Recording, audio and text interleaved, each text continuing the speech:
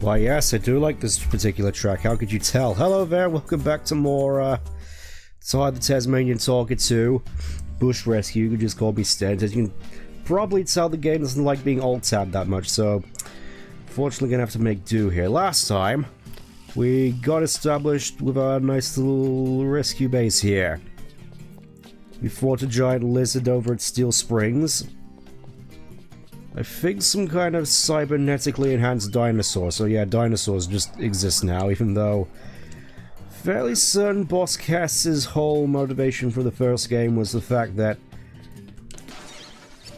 his descendants, being the dinosaurs, were the rightful inheritors of the Earth, as opposed to the mammals who just took it over afterwards because they could actually survive the meteorites. It's strange. Then again, I suppose with a series like this, which doesn't really have that much in terms of established world and lore, it's not really that much to poke fun at. I say poke fun at, more so just bleh.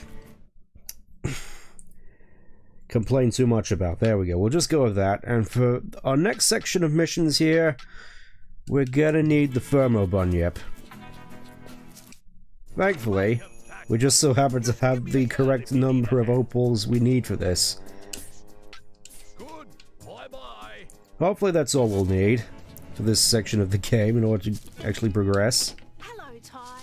Oh yeah, fun fact, as far as I'm aware, Ty established this as Naomi, Shaz's sister. Day today, isn't it? It's the sort of day that's just made for shopping. Hello, Ty. Who also has a different voice in Ty 3. As well as more of a prominent role. Not by much, but still notable. Which is kind of funny. It's like, yeah, you just have Shaz's sister just casually wandering around Baramudji, just... Same as that robot down there. Doesn't really pay that much, bring that much attention to it. Just like, oh hey, this is the thing. Anyways, I don't think there's really much for us we can do over here at the moment. Aside from going back and collecting a few things in Outback Oasis, I think it was. But I think I want to save that until we get all the available ranks we have to us, because the stuff we're going to need the Smasher rank for. For the time being, let's see, which one should we hit up first? From the looks of it, honestly, they all seem fairly well grouped together, so I reckon we'll do the Dennis Freeway next. Also, since we cleared the first boss, this little barricade opens up, so you just have this sort of situation where, as time goes on, the map opens up a little bit more for you. Also, what is going on here? Again, more of those weird crystals. Just suspended in air. And what looks to be more... Aha! This really is something you really gotta keep a stable head on. Admittedly, may have stayed up a little bit late last night just trying to get some more skills for a Merlin Sonic battle, even though I finished up. Just there's a whole bunch more skills I wanted to play around with, but never managed to get any because, of course, it's random. Hooray! So, we'll just see how we do for the rest of the stream. I'm imagining it's going to be a fair bit more chill, considering this is a rather chill game, for lack of a better term. There he is, just hidden behind this massive gate for some reason. Hello, Dennis. Denoise. Dennis, I made it as soon as I could. What's the emergency? Oh, it's just terrible, Ty. Terrible. What is it? Who needs saving? Yeah, out with it, man. My freeway is in trouble. Is Cass responsible? Did he blow it up? No. I was building the Dennis Memorial Freeway when the workers walked out on me. Dennis Memorial Freeway? Oh, great. The only thing worse than a cheapskate. A cheapskate who's also a narcissist. Scrutinizing. I I told them the fuchsia brickwork clashed with the faux teak timber trim. It simply wouldn't do. He was also an artist snob. It's simply terrible.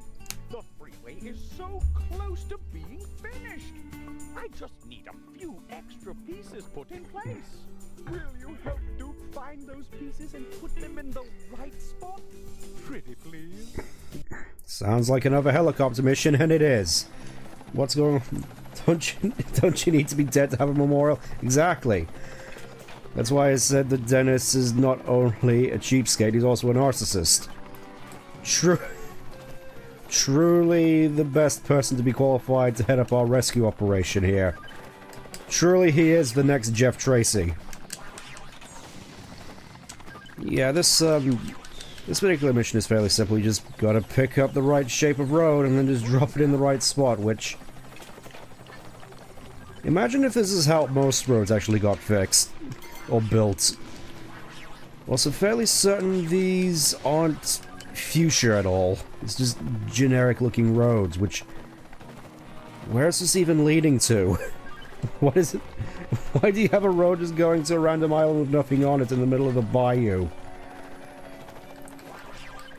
Again, it's more so video game logic, but at the same time, really gotta stop and think.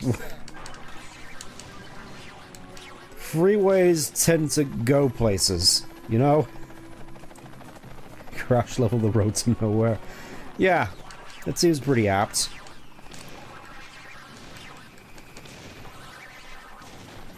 Funny that most of these are shaped like Tetris blocks as well.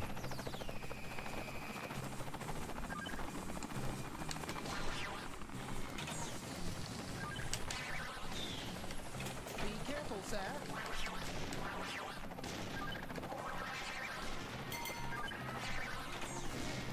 I do definitely find it kind of weird just how much they really lent into these helicopter levels. I mean, they're fine, I suppose.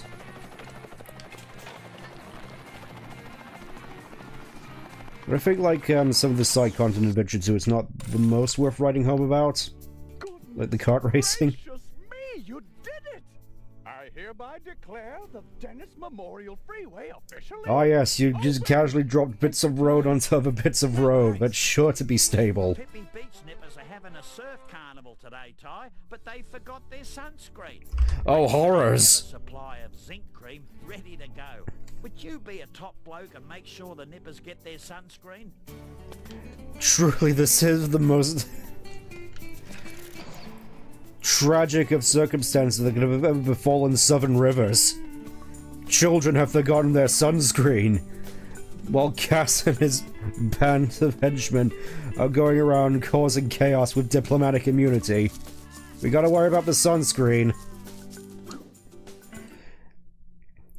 Okay, let's see. Croc stockpile. I think we'll go for that next. That seems to be closest.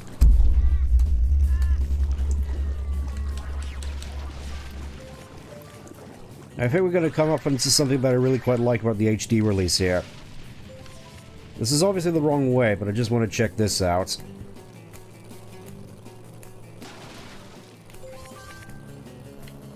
The King Prawn. I know it's not much, but I really do appreciate the fact that they actually went out of the way to include little details like that, just to make this whole area feel a lot more personalized. That makes sense. The supersized salty as well, just sort of floating there in the breeze. Muddy bottom. You gotta understand, this is Australia. They added landmark names, yes. Also, this isn't looking the most muddy to me, it's looking rather dry. Anyways, what's up, Ranger Kid? Struth, it's a good thing you're here, mate. We need a hand taking these crops. Count me in. Good one, mate. We'll be using a boat and a chopper around. Another helicopter mission! You use the chopper to pick 'em up. I think this one is one of the more notable ones, though, because of the music. Drop 'em and I'll tag 'em. No worries.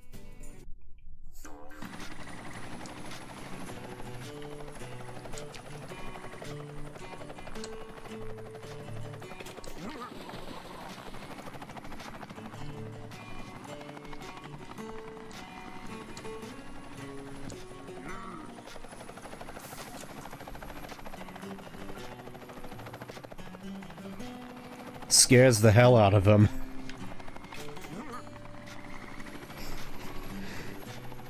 Yes, for some reason I never picked up on this as a kid. They just literally added Ride of the Valkyries.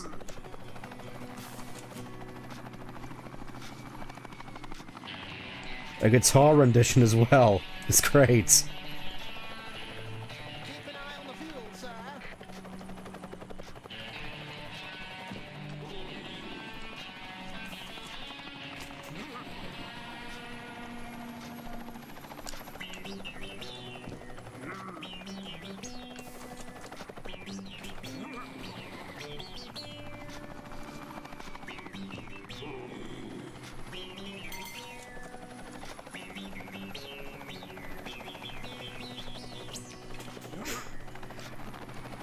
Honestly, I can't help but wonder what most games would sound like if they had their own renditions of Ride of the Valkyries. I'd love to see a version composed by Tomoyo Otani. You know, just for the obligatory Sky Chase level in whatever the next Sonic game is.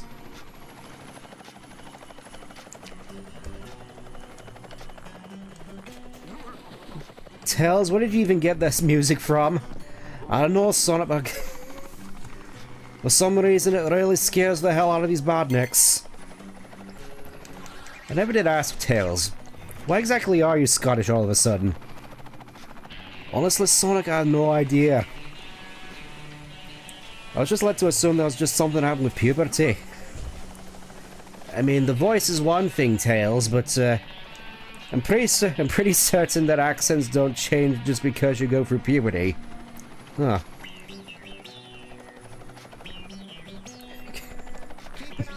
Get on the thing. Yeah, and this thing can be a little bit finicky. Get on there, you fool. Hold still, there you go. Almost certain it's been used since... I'm fairly certain Ride of the Valkyries was in the first Sonic movie. Jim Carrey hums it at one point. We did it. We tagged all the crocs. Ty. Yeah, now they gotta go play tag with someone else. No tag backs. With an unusual request, mate. The Woolly oil rig cook quit today and left him in the lurch. He had a little run-in with a little fellow, the Cold Saucer, and a little cabin guy. Don't know what his deal is. Swing by his place and pick up their lunch. Yep, that's where we're going with this. Boss Cass is terrorizing the land, and we're here picking up people's lunch.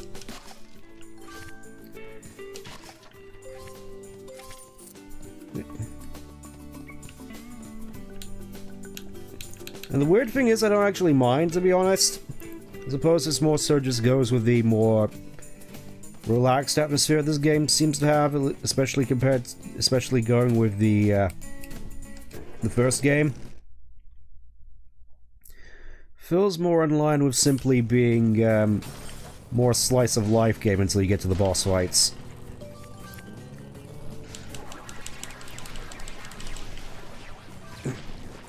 Yeah, about that Sonic. I just the other day, I just so happened to head into this one place that opened up. Gold Saucer. Rouge recommended it to me. Of course, Rouge recommended it to you.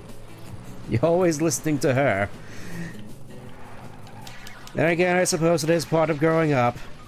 Honestly, I can never see the appeal. Ah. Here's the sunscreen. And here, look, this is Ellie from the first game. Glad you could make it, Darl.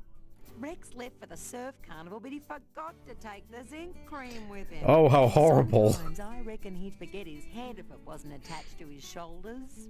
That's no good. That's no good. Take it down to South Beach for me. But hurry. Hey, John, we were just about to deliver some sunscreen.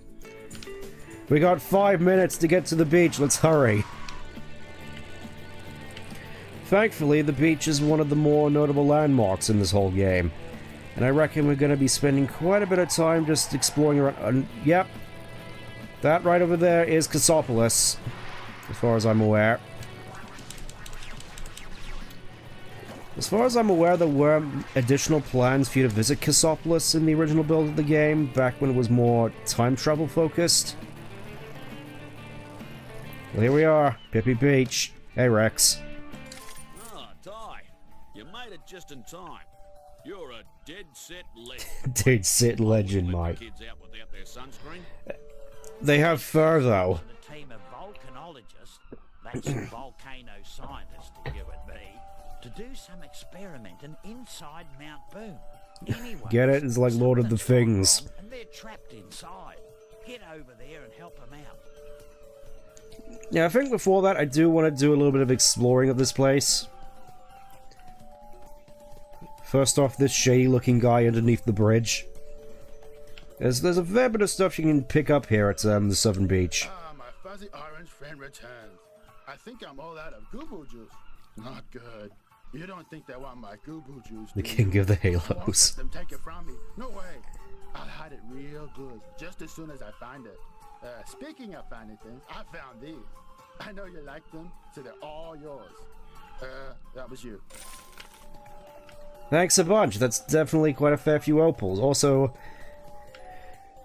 in general, there's quite a fair few opals you can get around this beach, which leads me on to something that I wanted to talk about with regards to hardcore mode, and how this is the easiest of the games to hardcore mode. Essentially, because of a small little oversight, as soon as you get to this point, the game is basically over in terms of needing to grind for opals. I'll explain a little bit later, but for now, let's do some more exploring. Just casually just pirate ship over there.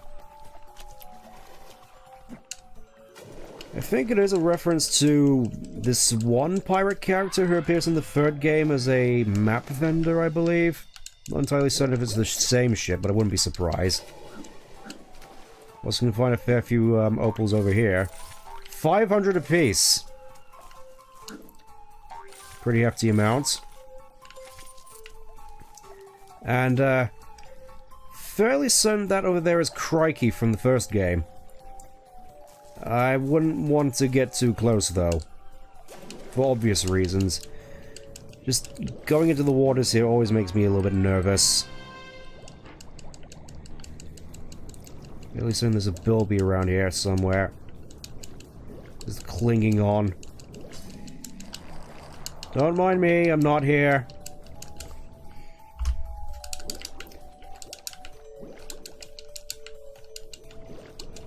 And there's just a whale just hanging out outside as well. Could have sworn there was a bilby somewhere on the rafters there.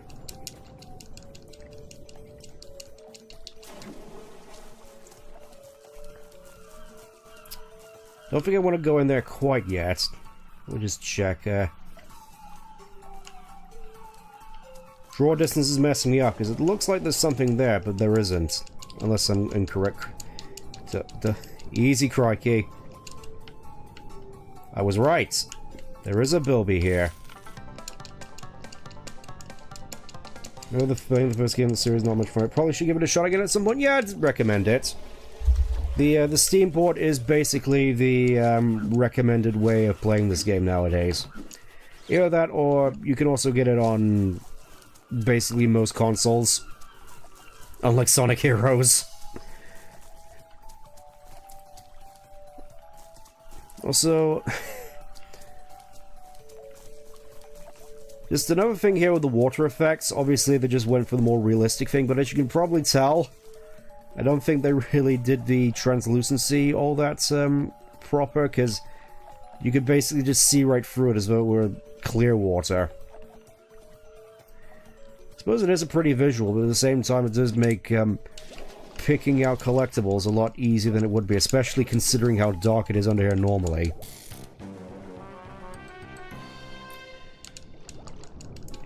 It's fairly similar to the first game in that respect, where they just added a whole bunch of stuff to make it look better without necessarily regarding how it affects the art style. Anyways, time for a little bit of an exploit. We have here another race, Parrotbeard Cove. Let's go in. I'll just clear through this race normally. I do quite like this track, to be perfectly honest. Again, it's another one of those that really sort of puts in mind Star Wars pod racing for the N64. I did play a small bit of that as a kid, at least the PC version. I don't remember much of it though, unfortunately.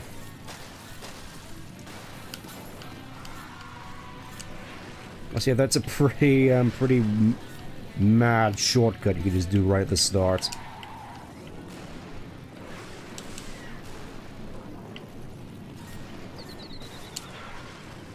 Get out of the way.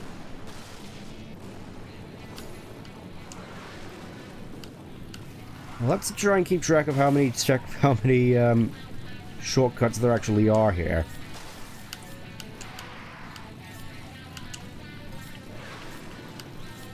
I think they're mostly just at the start, though.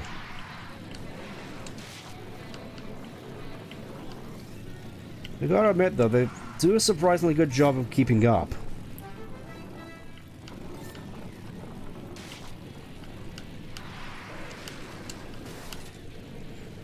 It's the weird thing, because back when I played this on the GameCube, the kart racing I remember not being that much to write home about, and hearing at the very least it was rather egregious in the third game with some of the missions, but here it's actually kind of fun. There's a little hop drift you can do. It's fairly simplistic, but it's fun nonetheless. So yeah, we do that. And all the opals respawn. Including these nice little 500 ones over here. So effectively, you could just... The crazy thing is, you don't even have to complete the race. You could just quit out immediately, and it just respawns all the opals. So you could just gather them up again until you have every single item in... You can afford every single item in the game. Not sure whether that was intentional or not, mainly because there are just a whole bunch of 500 opals there. I'm guessing there aren't. Also, I do like the fact that that whale over there, I don't remember the name, but it does have a nice little matching tie neckerchief scarf ascot thing. It's cute.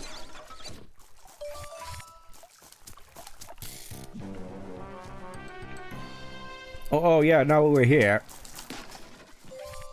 If I recall correctly, I'm sure we can find somewhere.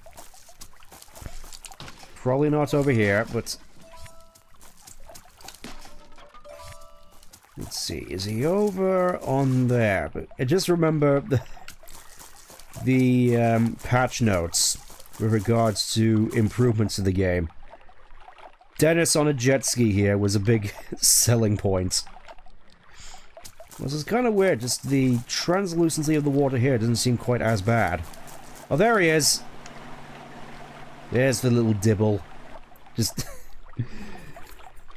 This is what bush rescue resources are going to.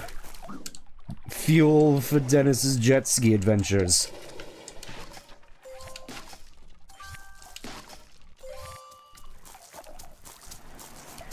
Well, yeah, fairly certain this is supposed to be Cassopolis. Obviously, fairly scaled down, but, sort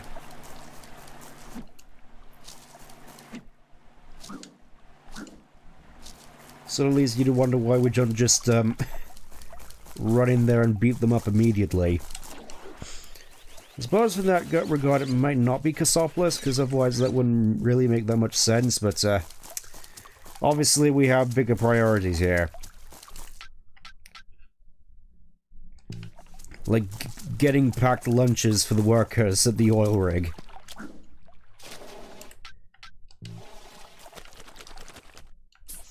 I think there's something else around here as well. Obviously, don't want to stay in the water for too long just in case I get nipped by the sharks. It's one of those weird things where it's not exactly the most dangerous because you can just go back up and heal. Because it works off of Mario 64 logic, but at the same time, it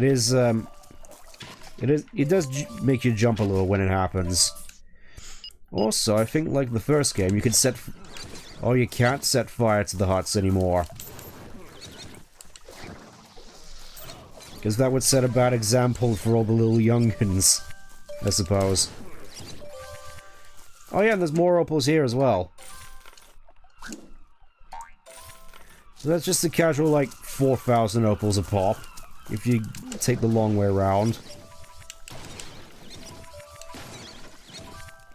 I think that might be everything, though.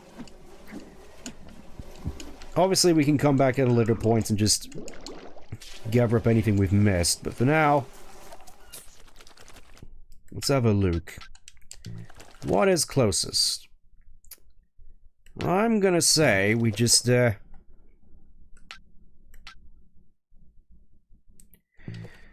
let's just go on and do Mount Boom already. That's sort of the main, from what I recall, sort of big level of this game, like Outback Oasis was for the previous one.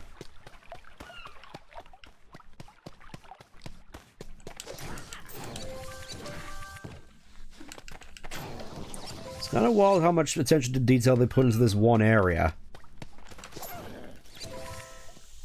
And also just the scale of it, I think, is more just sort of the impressive part.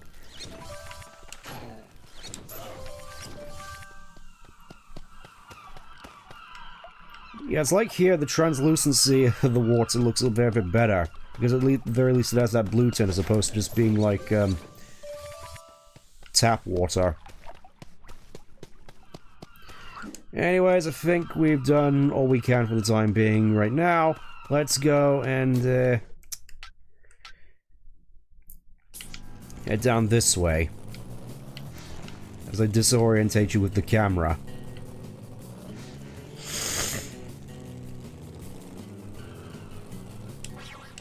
I do kind of find it funny that, it wasn't Southern Beach, it was Wobbegong Bay. Could have sworn I remembered that at some point, but then again it has been a while.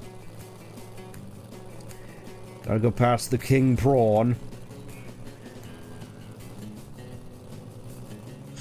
As far as I'm aware, there's no real collectibles specifically out on the road. But I do gotta admit, it's kind of funny that they were trying to sell this as open world. It's more so just a whole bunch of disjointed areas put together by roads. And more kart racing.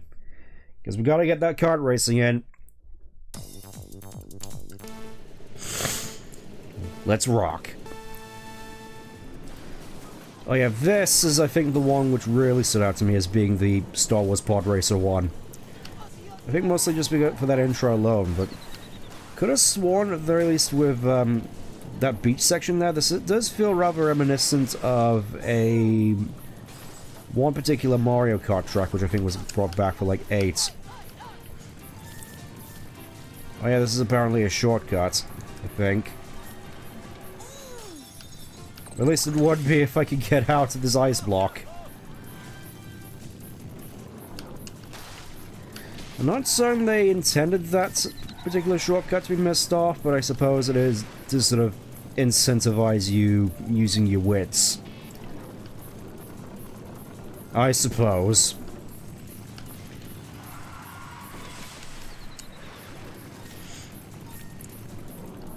Cass's meat pies. I wonder what the meat is. Do I want to know? Is the big question. What do you mean wrong way?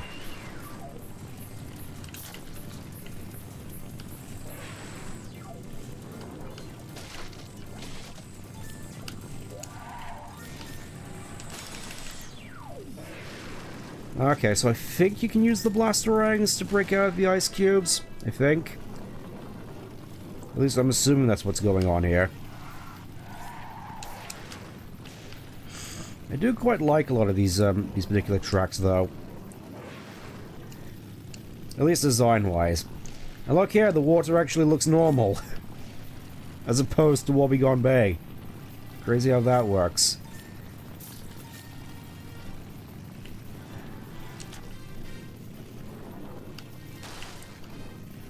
And, yeah, I think I take back what I was saying about the AI's ability to keep up. Nice little detail I've also noticed is that the trophies you get also have different designs here. Like, you had a cog one, you had an opal one. I don't have to do that again, so let's move on. Yeah, I think Mount Boom is closer at this point, so let's just do that.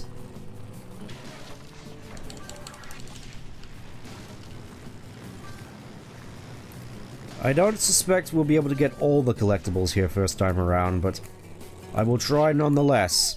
Hello, Denoise. Oh, dearie me. It's just dreadful time. I've sponsored a team of scientists to explore Mount Boom. This video was sponsored by Denoise. Trapped inside the volcano. I feel so responsible. I'm their patron, you know. You patronize them? You patron. No, I just give them money. I do love how idiotic Ty is at some points. It's been ages since I've heard from them. You must go inside. Just leads to a whole bunch of just funny puns, with a punchline being that he's stupid. I mean, he's not that stupid, but considering he's just ready and willing to just run into a volcano without any protective equipment. Yeah, let's just say intelligence was never his, no idea what happened there. Yeah, intelligence was never his strongest stat, also. I had a feeling.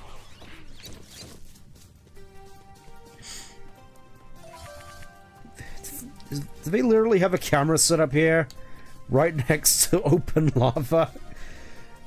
I really shouldn't be surprised, considering we've had characters similar to Ty just casually going into the volcanoes and outer space, but I feel like I gotta point it out every time.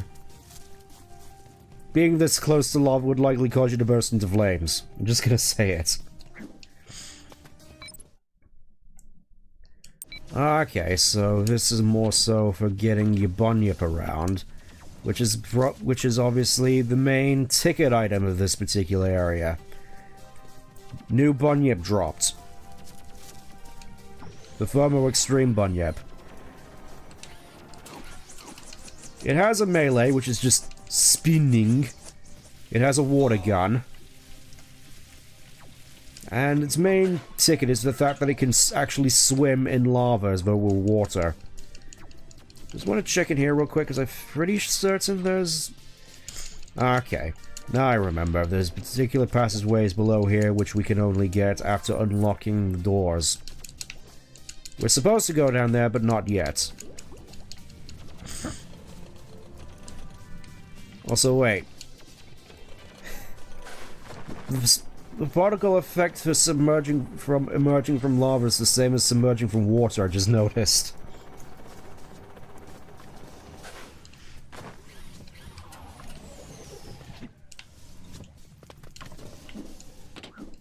I do definitely quite like the music track here at the very least. Ah. And for this area, it requires much use of the Lasharang, from what I recall. And I think what we need to do... What we need to do is get our bunyip back. When it's not teleporting back to spawn. It is kind of fun to just do this. Also the fact that it just has a rocket propeller just shooting out from behind. Okay. I was worried there that the bunyip had just spawned again. Just like the firefighting bunyips at the start of the game, you use the thermal bunyip to extinguish these fires. Also, you can do this. I never realized you could do this as a kid, but it is kind of cool. I will kill you with the power of a fountain sprinkler.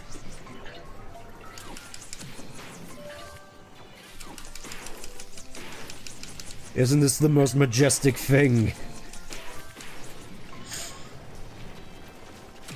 I'm pretty sure this is just like casting water spells in Final Fantasy. It's just like... Oh no, you're splashing water on me and now I'm exploding. Still have no idea how effective... What the fluff? I'm not the only one who's seeing that, am I? I don't think I've ever seen that happen before. And just gonna move on before and hope nothing else happens. We got a nice little fast travel point here.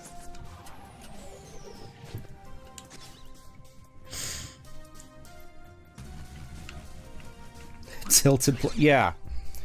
The platforms usually never tilt like that. Just gonna see what's going on over here first and foremost. I guess this is mostly just to skip that platform for the time being. But first, there's a Bilby. There was a Bilby over there. I'd like to go and get it, thank you. I'd like to go and get it, please. Alright, I think we have to take the bunyip the long way around again. Have I 100% of this game before? Yes. Yes, I have.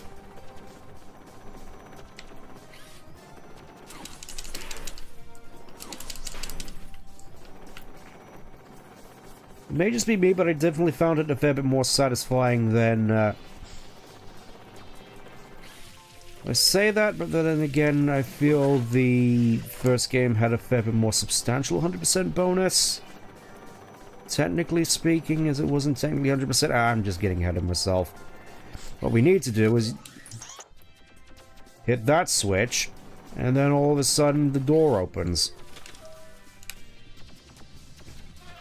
And then that switch drops that ladder, which we use to get more stuff. Which is why we're here. We do need a fair bit of backtracking, though. Also, that is certainly a skybox. I never really took the time to really note it before, just... Yeah. I do quite like the skyboxes in this game, even though they are a fair bit, bit crushed. Though you never suspect that, this is just in the middle of the Australian outback, given it's not visible on the map. Yeah, the remaster also had a hardcore mode, yeah. I think I actually played through the first game on the channel at one point. Ages and ages and ages ago. I feel it's definitely going to be the same case when it comes to me playing the third game.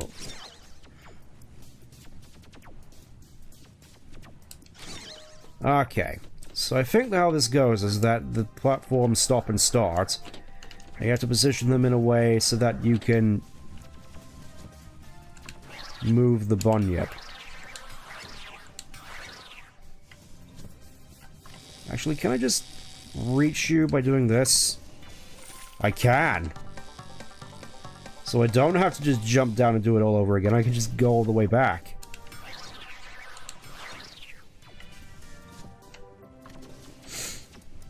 I feel like I'm a true king of this game now. I have mastered the Lasherang after many years of just realizing, oh, you can just adjust the length by pressing the Y button. Does the PC version have mods? I haven't really seen much of a mod scene for this game, to be perfectly honest with you. It would be interesting to see if there actually was, though. I think I'm gonna have to go all the way back here again.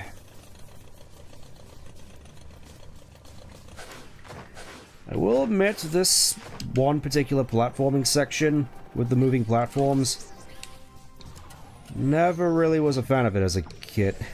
Can I get my Lasherang out? Thank you.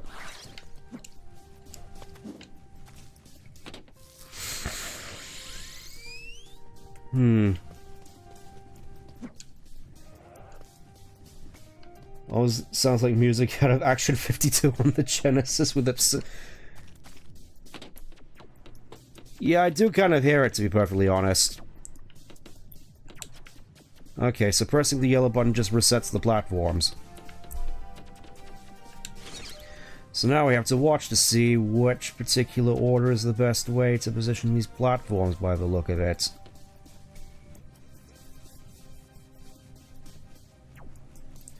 I will be brutally honest, I don't exactly remember the best places for these. I think it's more so the case that... Oh, you go on that and that takes you to that grind rail, right. I think you have to use all 3 platforms in order to reach all 3 platforms. Or all 3 switches. Blech. I think you go there for the time being. Let's see where you go next.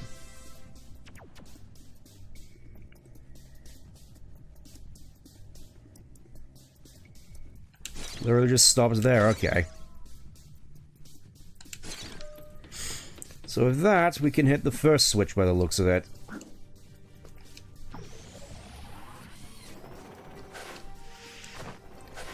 I don't think we'll necessarily have to worry about a timer, it's just a matter of hitting all 3. Which you can only use the button. Okay. You gotta use them in order to open another door, another bulkhead door, which... That's gotta be some, like, legendarily strong metal in order to survive lava. Also gotta wonder who put it there. How did they put it there? I know it's not entirely something you really think about because of video game logic, but... You know me, I always like to ask these sort of questions.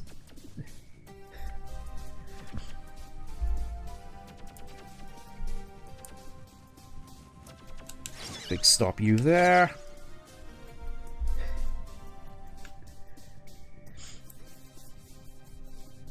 Imagine if Type 4 was 3D. Yeah, I would have liked that as well, as opposed to just being a 2D platform. I mean, it was fine. Type 4 was fine, I thought. Just really felt like a little bit of a downgrade compared to the first couple of games. Also, I'm not sure this platform is actually doing much for us. Let's try platform number 3. Where are you taking us, sir?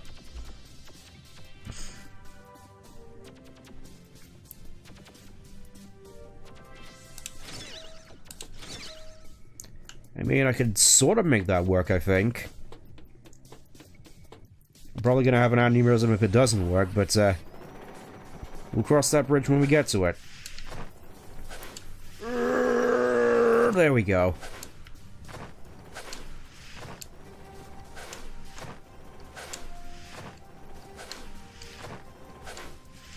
You know, so far this isn't as bad as I remember.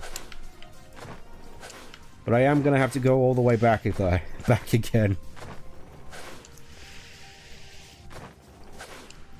Also, yeah, it does have a glide, just like Ty does. I think all the Bunyets have a glide, actually, except for, I think, one, which you control normally. There's another Bunyet, which, we haven't unlocked yet, which obviously doesn't have the conventional control style. For a particular reason that we'll get to, but, for now... Battle Bunyip and Thermal Bunyip generally control the same.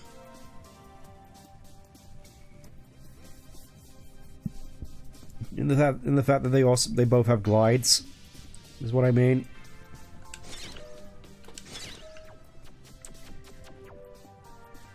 Yeah, I think this is how we're supposed to do it.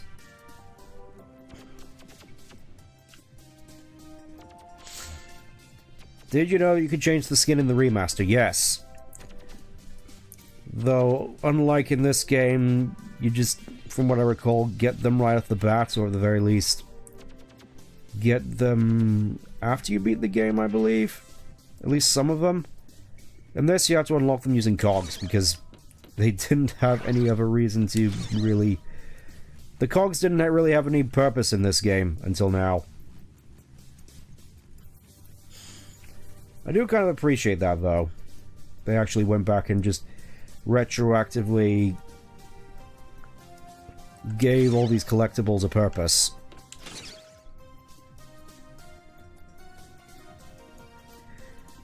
Yeah, it really feels as though I gotta really position this last platform just right.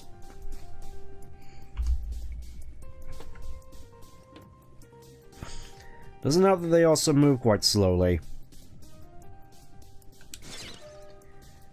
I'm not sure that's gonna be it.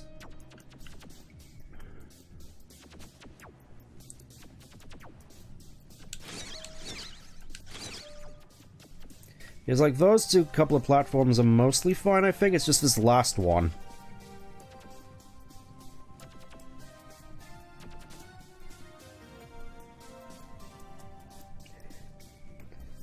Hitti's just casually fiddling with his boomerangs and fighting off flies whilst in the middle of this active volcano.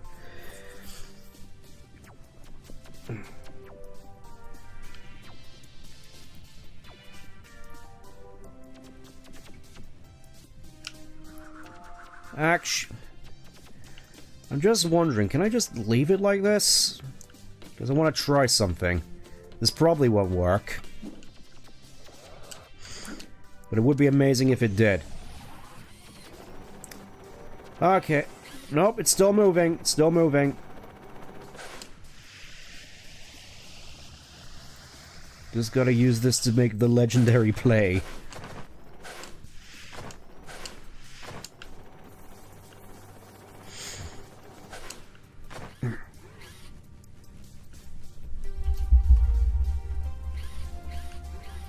That's it. Get back into place, you fool. Ah, you use that and the other platform to jump up to the grind rail. Gotcha. That's how you're supposed to do it. Oh. Okay, so it didn't work.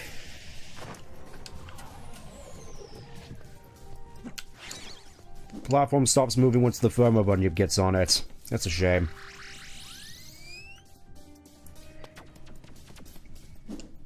Suppose we could just get out to do this the old-fashioned way and just hope we actually get a good position for it. Is this one, I believe? Yeah. I mean, I think it's definitely possible. I just really got to position this last one quite carefully. There. Not quite.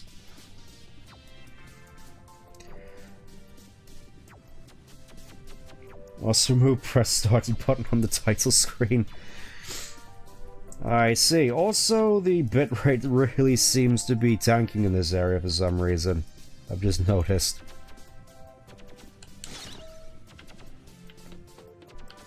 I think that'll do it. No.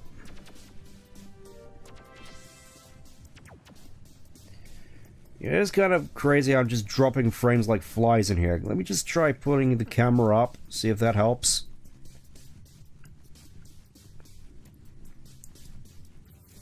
Mostly doing it for my benefit for the time being. Because it would be kind of awkward looking back realizing, oh, the Tie 2 streams you did? Yeah, they look terrible. Okay, we seem to be reaching some form of normality now for the time being, so we'll just hope this works.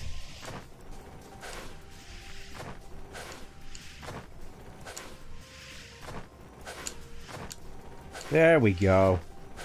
Got there in the end. And that's another door open. Because as we know, life has many doors.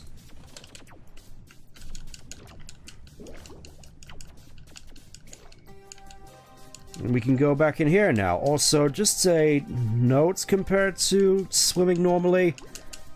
While you don't have any weapons, you do have unlimited air here, I believe.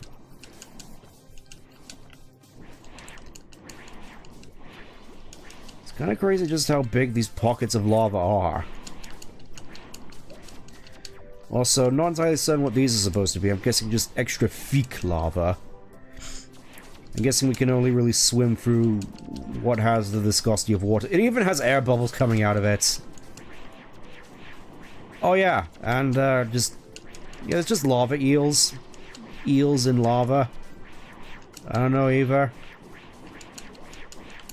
Right, we're looking for a bulkhead that has a blue light. Not that way then, I think. That one's red, so I don't think we can access that. This one's yellow.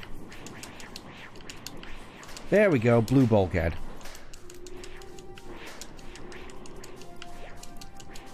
Not certain whether or not we'll be able to access most of these at the moment, but yeah, this looks like one we won't be able to access quite yet because more of those confounded crystals.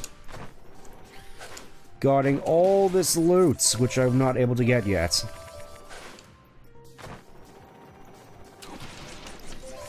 I'm gonna have to come back here once I got the appropriate equipment. Oh, and there's a cog in there as well. Does Ty have a mobile game? Not that I'm aware of. It's just a camera in here as well. Yeah, it doesn't look like there's... Oh, you need to get in there to get the red switch. Gotcha. So yeah, we can't really do much here at the moment, aside from just completing the mission by the looks of it. So we'll just carry on. They really want you to come back here once you actually have all the good stuff. All your good weapons and rangs and such. Can't go through the Lello door, so we can only go through the Geen door.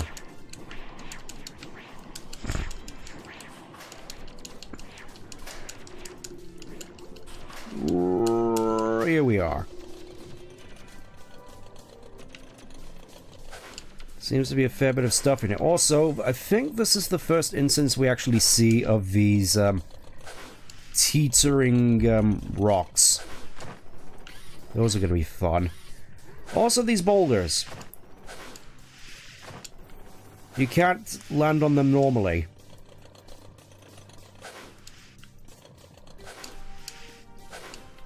Because, of course, they're molten rocks in the middle of the molten lake. They hurt you.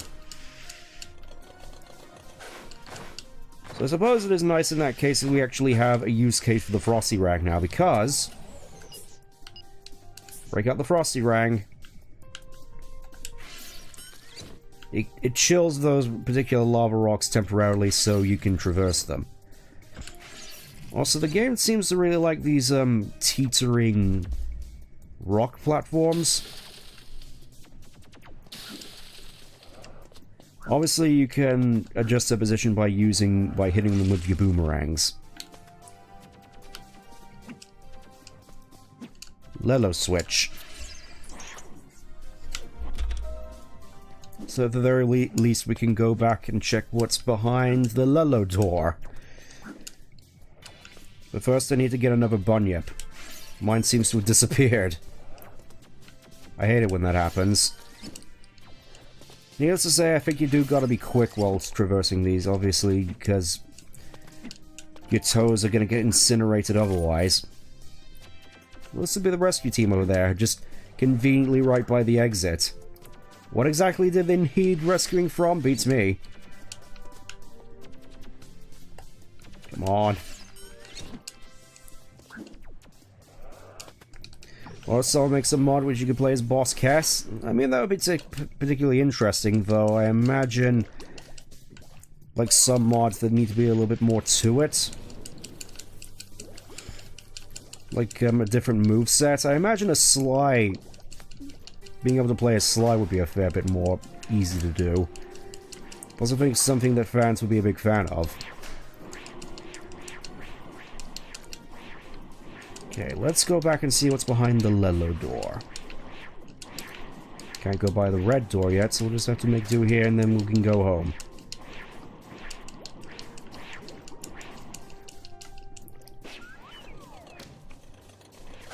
Conveniently placed chromium orb in this conveniently placed ray of sunlight. And more instances of our favorite Gubu friend, who's just here chilling by the rivers of Tawahi. It wasn't me. I didn't do it. The Gubu juice was drunk when I got here. Hey, it's you again. You little orange furry dinosaur thingy. Guess what? They can look all they want, but they won't find me. No way. Say, you're not here just because you want stuff from me, are you? Well, I got news for you, pal. I ain't got anything to give. Nothing. Nada. Tip. Except for these. These are for you. Thank you. Yeah. He keeps talking about them a lot. Whoever they are. Obviously, this was back in 2004, so it's more so just, could either be rambling nonsense or foreshadowing to some unforeseen event in the future. I'll leave that for you to decide. You probably know the answer already if you've already a fan of this series. Right, I think we've done all we can here. We need the warp rang, so... I do quite like this animation of him just swimming through the lava like this. It's like he's riding a jockey. Oh, we have these fine-looking friends as well. These fine-looking fellows with the goggles, which breathe fire.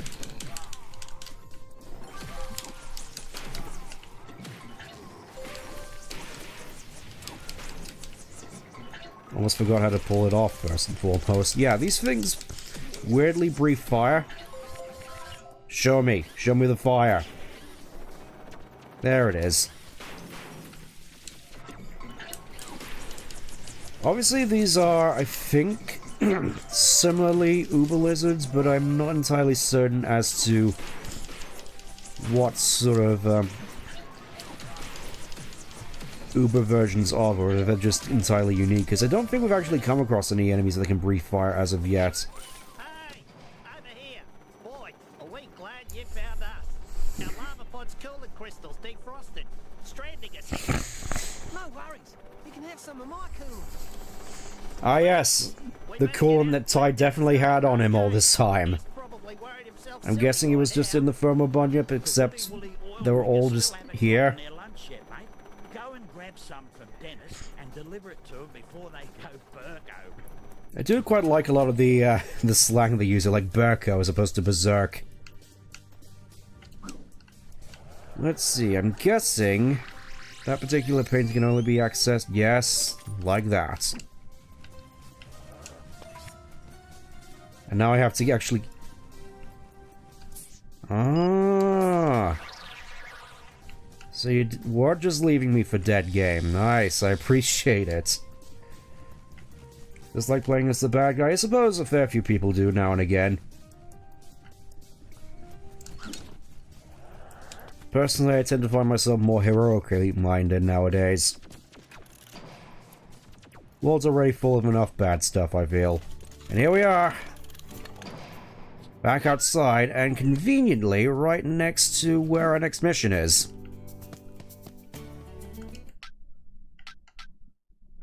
Gotta go to Frillneck Forest.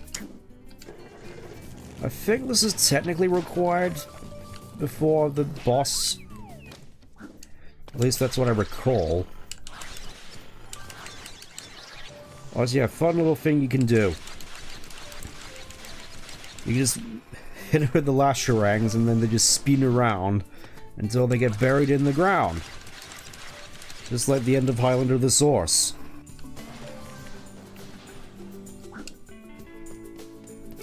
No one probably has ever seen that movie, and they should probably keep it that way.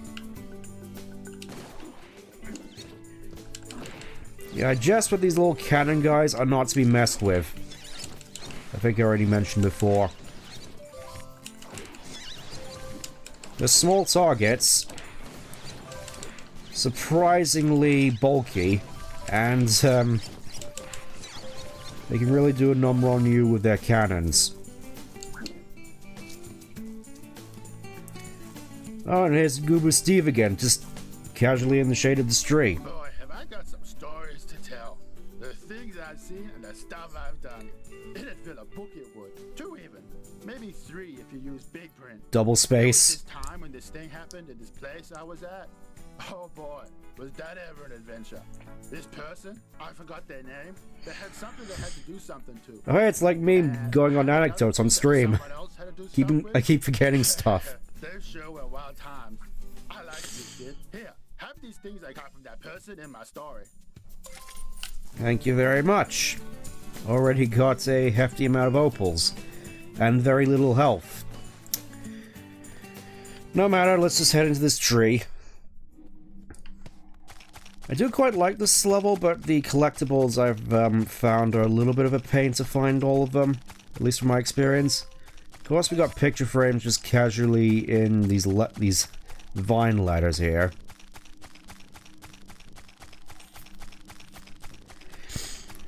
I've noticed this game seems to be a lot more open with its artwork collectibles compared to the first game, where they were just all in invisible crates. I do at the very least appreciate that. I think, yeah, we're supposed... We're supposed to be going this way. Please don't jump out of the tree.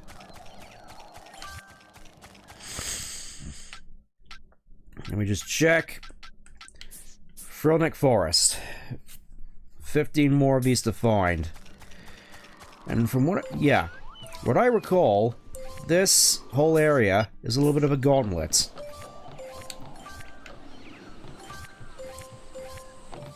It really sort of reminds me of particular sort of climbing adventure places, like where I'm from. We have this place called Go Ape, except they didn't have ninjas just springing from the trees.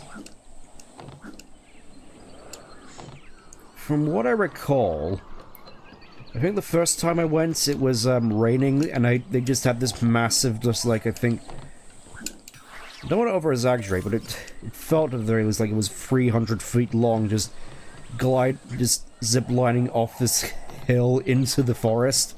It was a pretty cool set piece, in all honesty, looking back, but it was raining, so when I went through, I was absolutely sopping wet and miserable for most of the experience until the very end. And I was like, this isn't actually so bad after all. And then, I think a few years ago, we went on a fairly similar excursion with the family. I just remember there just being this one swing part near the end. I was just waiting for absolutely ages, waiting for this one girl who was just stuck on the... I suppose I should elaborate. There was one particular part of this particular climbing course where there was just this massive rope swing into a rope ladder which you had to climb up. It was billed as sort of one of these sort of big boy, like, super hard things you had to go through on that particular trek. And I was just sort of stuck there for, like, what felt like half an hour, waiting for this one girl who was struggling to climb up this particular rope ladder. I mean, I don't want to be too harsh on it, but at the same time I was waiting there for like 30 minutes. I couldn't help but be a little bit bitter about it. Can I actually... I'm gonna say, can I actually jump? Yes. Nope. Nope. Can't jump up here. Gotta go this way.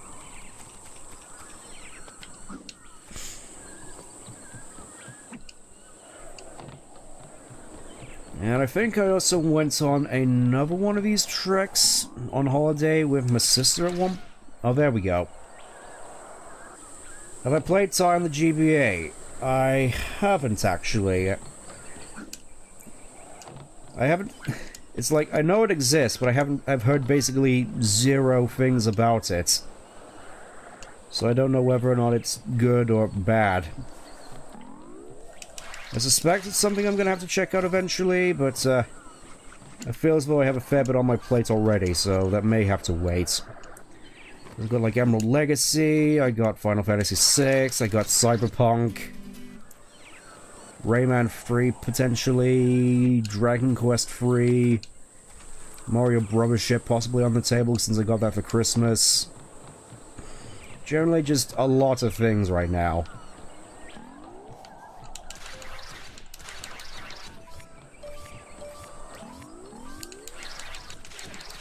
Not sure the Lash Ring is really the best thing for combating these ninjas. But at the very least does sort of stun lock them, so that's nice. Just read it.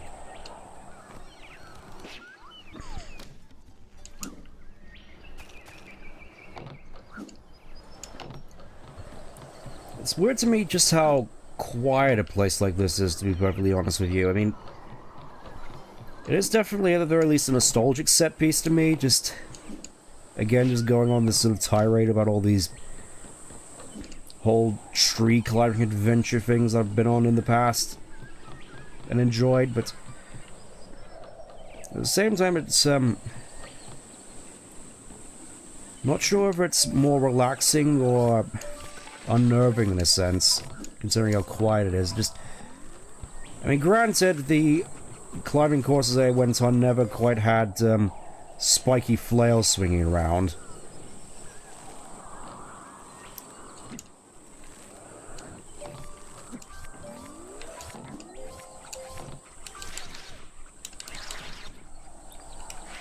Also can't help but feel this is just one of those areas which were just added in fairly early in development, because I'm fairly certain I've seen something similar to this place in the various promotional videos early on. Another one over here. Wonder if Ty should be in Super Smash Bros. I mean, it would be nice, but honestly at this point, I'd be fairly content if there were no more Super Smash Bros. Games. Purely because I kind of dislike what a lot of the discourse around Smash has become. Just a mindless circle jerk about which character's going to be in it next. I mean, I do kind of appreciate that, having grown up along with a lot of the Brawl hype. I do at the very least kind of get it, but at the same time, maybe I just feel bitter about the whole thing because I fell for the Grinch leak. It's like, you know, I really want to see characters like Shadow in Smash Bros. As opposed to Steve Minecraft, Steve Herobrine funny moments.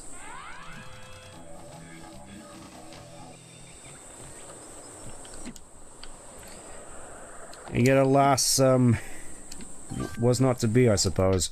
How many picture frames do we have? Okay, we're just missing one. As is always the case.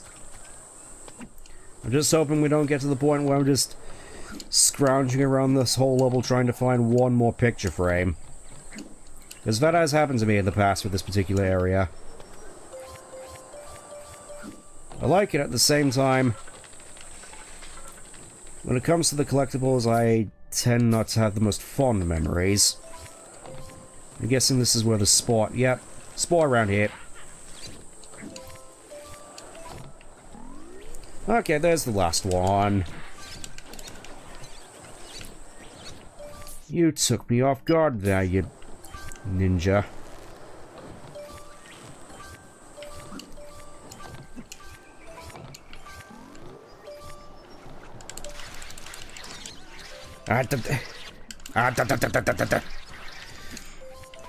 Okay, that's all the picture frames, so I don't have to worry about that anymore. This really just feels like Lasharang the level at some points. Also, as far as I'm aware, you don't... I lost track of what I was about to say. Let's have a look here. What have we got left in terms of collectibles? From Neck Forest, there's still one Bilby left, but I think that's it otherwise. Let's see what's over here. I think I've already been here before. Ugh. Ugh. Blech.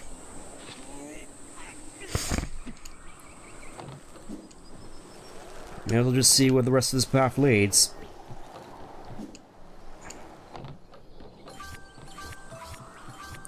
Hey there, Bruno. What are you doing here? I'm trying to face my fears. You see, I suffer from hypsophobia. What? You're scared of hippies? Scared of hippies. Scared of I mean, heights. I can't exactly blame him. If I face my fears, I could overcome them. So did it work? It did, until I looked down. Don't worry, mate. I'll help you down. Thanks, Ty. I don't know, maybe it's just, the nets, but I don't really get a real sense of height from this place. Ty, Woolly oil ring is... Oh no! The whole place is gonna blow unless you do something about it. This is top priority, Ty, so get cracking, mate. But Maury, what about their packed lunches? I gotta their packed lunches to them first. Also gotta find out where this last Bilby is. This may take a while. I'm presuming he's just... Okay. Yeah, I can kind of see it now. Just, yeah, this massive, fairly impressive looking network sort of dispels the illusion of great height here, I've noticed. Thank you very much. Kinda weird. Tie heads in the first game often act as extra lives, but here it seems to be full health.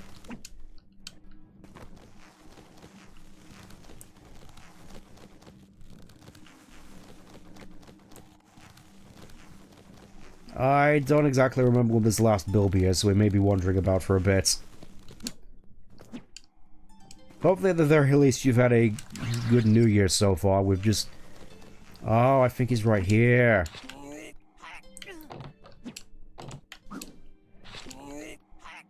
Yep, there he is. And that's this whole area complete. You can just do it with the Lashrang.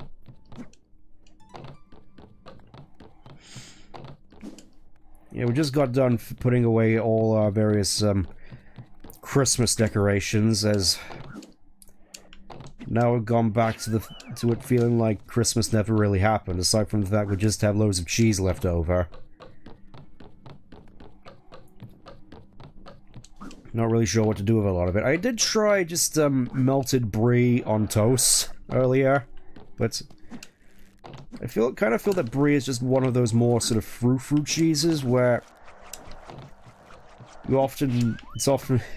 get the sense that it's better being eaten on a fresh baguette, fresh out of the oven. Le oven. How come there's no Thai movie? I mean, I suppose I don't think as a franchise it's necessarily big enough for a movie, unfortunately. It's like not even Metroid and Kirby are apparently big enough for movies. We're just right back outside where we came. Right, before we go off to Woolly Woolly Oil Rig, literal oil rig fire, gonna head back to Southern Rivers because we need to get all the packed lunches for the oil rig workers who are currently burning to death.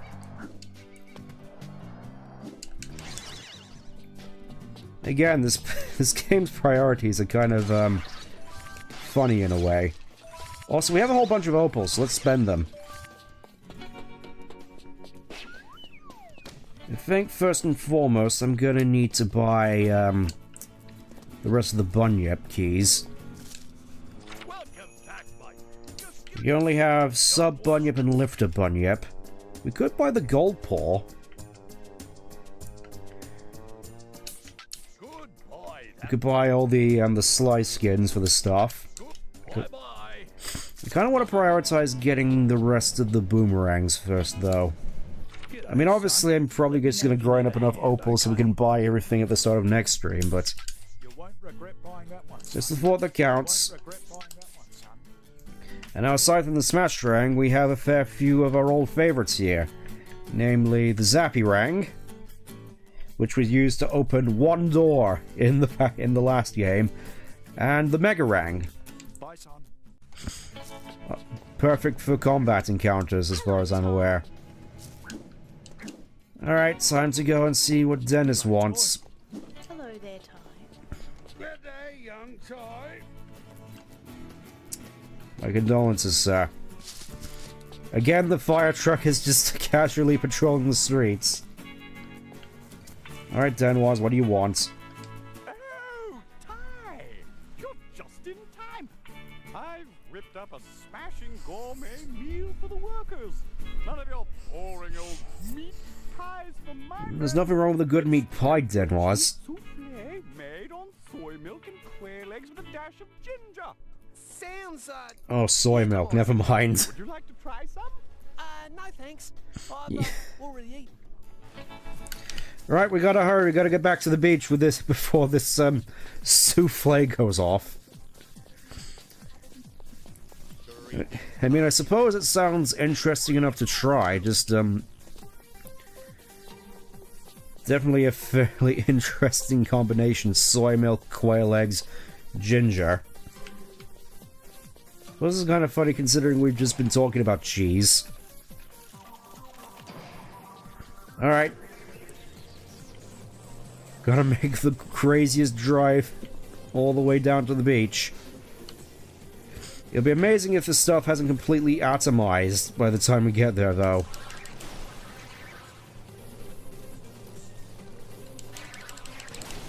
Oh yeah, from what I can tell, all the grey stars that are currently on the map, as far as I'm aware, they're also potentially missions we can do. Well, obviously, we'll have to come back to that this particular mission on screen at a later time. That being probably after we've delivered the souffle, to be perfectly honest, because I was saying after this next boss would probably be the best place to call the stream, but honestly, we've been going for a fair bit already, and these missions have been quite short. The boys are ready to knock off for lunch any minute now. They've been hanging out for their meat pies with Meat pies and mashy peas. Here you go, mate. Crikey, this smells like an explosion in a manure factory. That'd be the Parmesan cheese.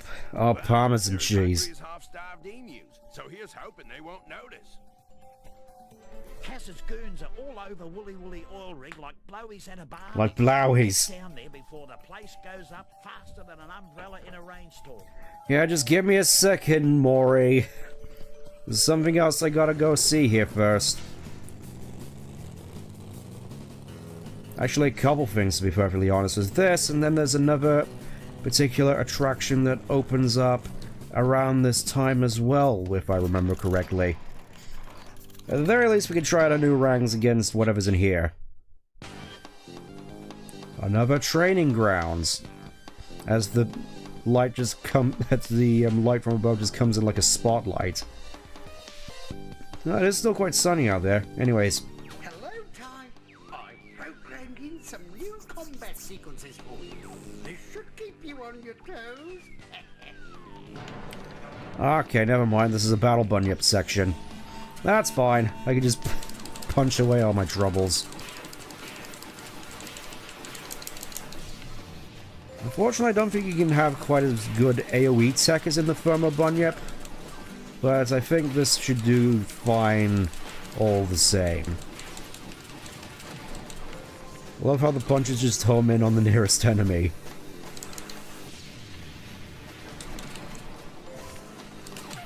So I just got some stuff to work through. Get over here, you. You guys all look hedged and stuff, and I'm gonna keep bullying you by putting you in the corner.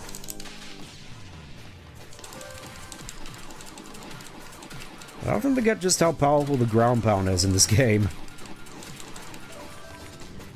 Okay, next. These odd-looking robot fellas. I remember these guys being a bit more of a challenge, more so I just remember them being a fair bit more bulky. Just look at this. You can just literally put them in the corner. Get over there, you. You go in the corner as well. Your slow attacks do nothing to me. Someone made a video with Ty and Sonic work together. I remember just writing up similar stuff as a kid. It wasn't anything special. It's just yeah, I did have similar ideas to that all the way back in like 2004, 2005. You know, the good old days.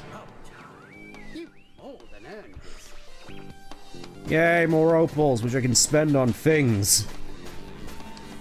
Obviously gotta exit the battle bunyip first. I suppose, speaking of all these extra opals we got, it's time we pay a visit to an old friend. As the lights move into place like a spotlight. I've never actually noticed that happen before until now. It's like the game is deteriorating as we speak. Also, that... I've just noticed we seem to have another grey mission over this way, so I'm gonna go check that out as well. Whilst we move over to the next area.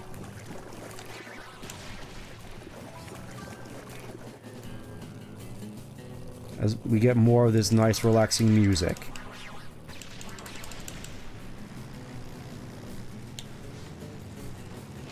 Alright, let's see what's over here.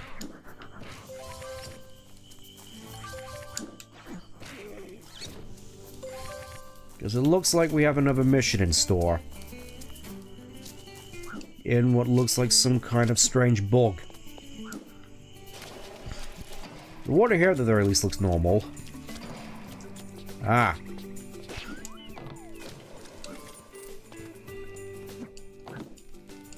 Oh, hey, it's Goober Steve. We found Goober Steve again. Hey, Steve. What have you been up to, friend? It's my furry little orange buddy. Volta to you. Sir, do you like jokes? Yeah. Almost as much as I love Goober juice. Someone told me this one drank snowstorm under a rusty tin roof. It was loud, and I couldn't hear very well, but it sounded something like this. Ah. Blah, blah, blah, blah, chicken. Blah, blah, blah, bicycle. Blah, blah, blah, blah, blah. Excuse me. Blah, blah, blah. Huge redback spider. And I said, blah, blah, blah. Close the blah, blah, tiny door. That cracks me up every time. Here, have some apple. Thank you. I do kind of wish I knew the context for that one. Oh, hey, new battleground. More training grounds, because of course. Hello, Ty. I programmed in some new combat sequences for you. Bring it on. Keep you on your toes.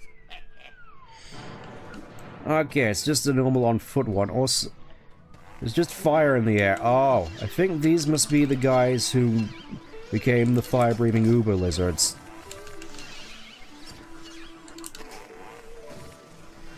It's like upgraded versions of the cricket-wielding lizards from the first game. Actually, are they resist? Do they resist the Smasherang? Okay, at the very least, you can use them to drop this stuff, and they just book it for the hills. You can't escape. Oh, hey, more cannon netties. I was wondering when you fellas would show up again. You guys can see the Megarang works pretty much like it did in the first game, where it just homes in on enemies and just bounces between them. Oh no! I didn't think we'd actually be facing off against Uber Blue Tongues at this stage. My Smasher rank doesn't seem to have any effect.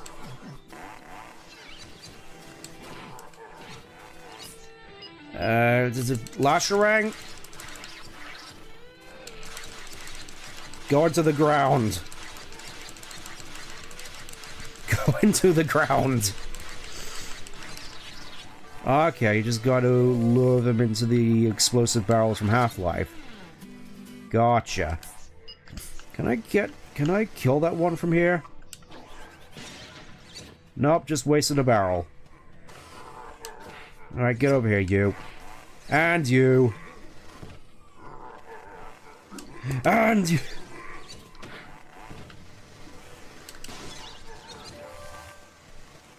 I'm not sure where... Oh, okay, the crates do respawn. That's good. Can I get over there and get... Can I negotiate some help, sir?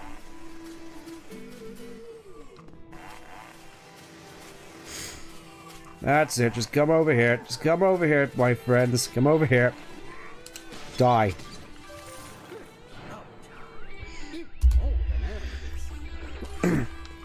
Lovely, lovely. That was definitely worth almost dying. But in any case, we've dealt with more training grounds, so I think all that's technically left is the boss, aside from just going back and collecting a whole bunch of stuff, which I'm not sure I want to currently do on this stream, I'm going to be perfectly honest with you. At least not until we've gotten a lot of all our upgraded stuff, which, about that.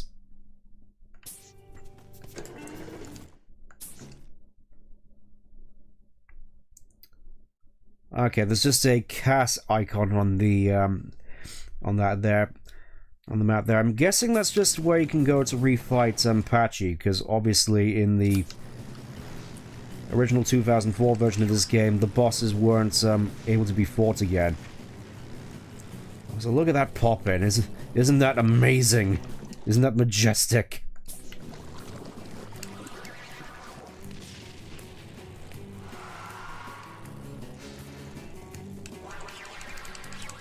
But yeah, here you can, at the very least, refight all the bosses again, just like in the re-release of the first game. So we need to go this way, from what I recall.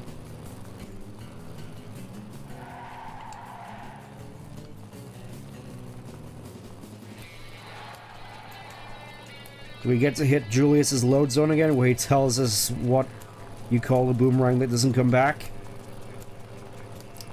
No, I guess not. I suppose, given this is a 2004 game, this particular port can load a lot of stuff faster than it normally would be able to.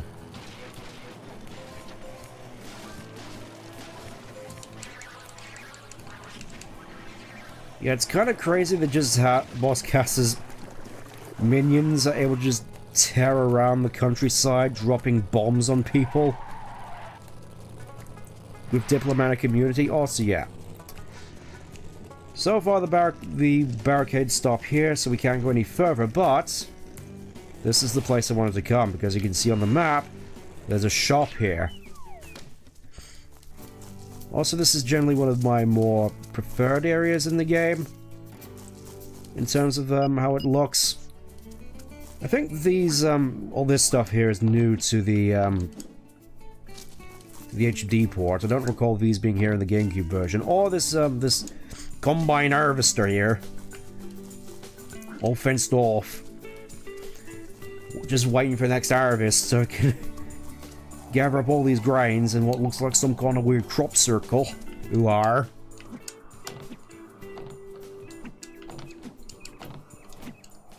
And we got another platform challenge here, which I think you can at the very least partially circumvent first time around with the Lasherang. I'm just going to climb up it normally, just to just for time purposes. And oh hey, looks as though Steve is here as well.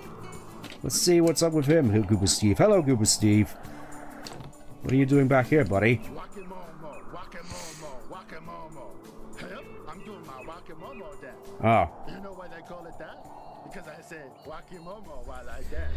Except I can't dance. Truly insightful commentary. Something smells in here. I think it's you. You should go now. And take these with you. I mean, I'll happily take those, but I don't appreciate the comments about my, my scent. Nice little lovely bit of spy eggs here, just to get this next chromium orb. We're only one off from potentially getting some stuff, I think. As there are about 30 in the game, I believe, and you can use them to, purchase maps, I believe, because... Though we haven't exactly met the vendor yet, she's back in Burmachi, but for now... we get to visit Sly's shack. Hey bro, you picked a great time to visit. I just got And we get initially met with, the other boomerang, which was introduced as part of the as a Kickstarter bonus, the Crafty Rang, for 50 opals. Handcrafted by Sheila's advanced preschool class from the finest repurposed wood remnants. As a hair trick and really packs a wallop. Yeah, so, small mistake I made on the first part. It turns out that I was wrong about Sheila being Booney's mother. Rather, she's just a school teacher, and Booney's just one of her students.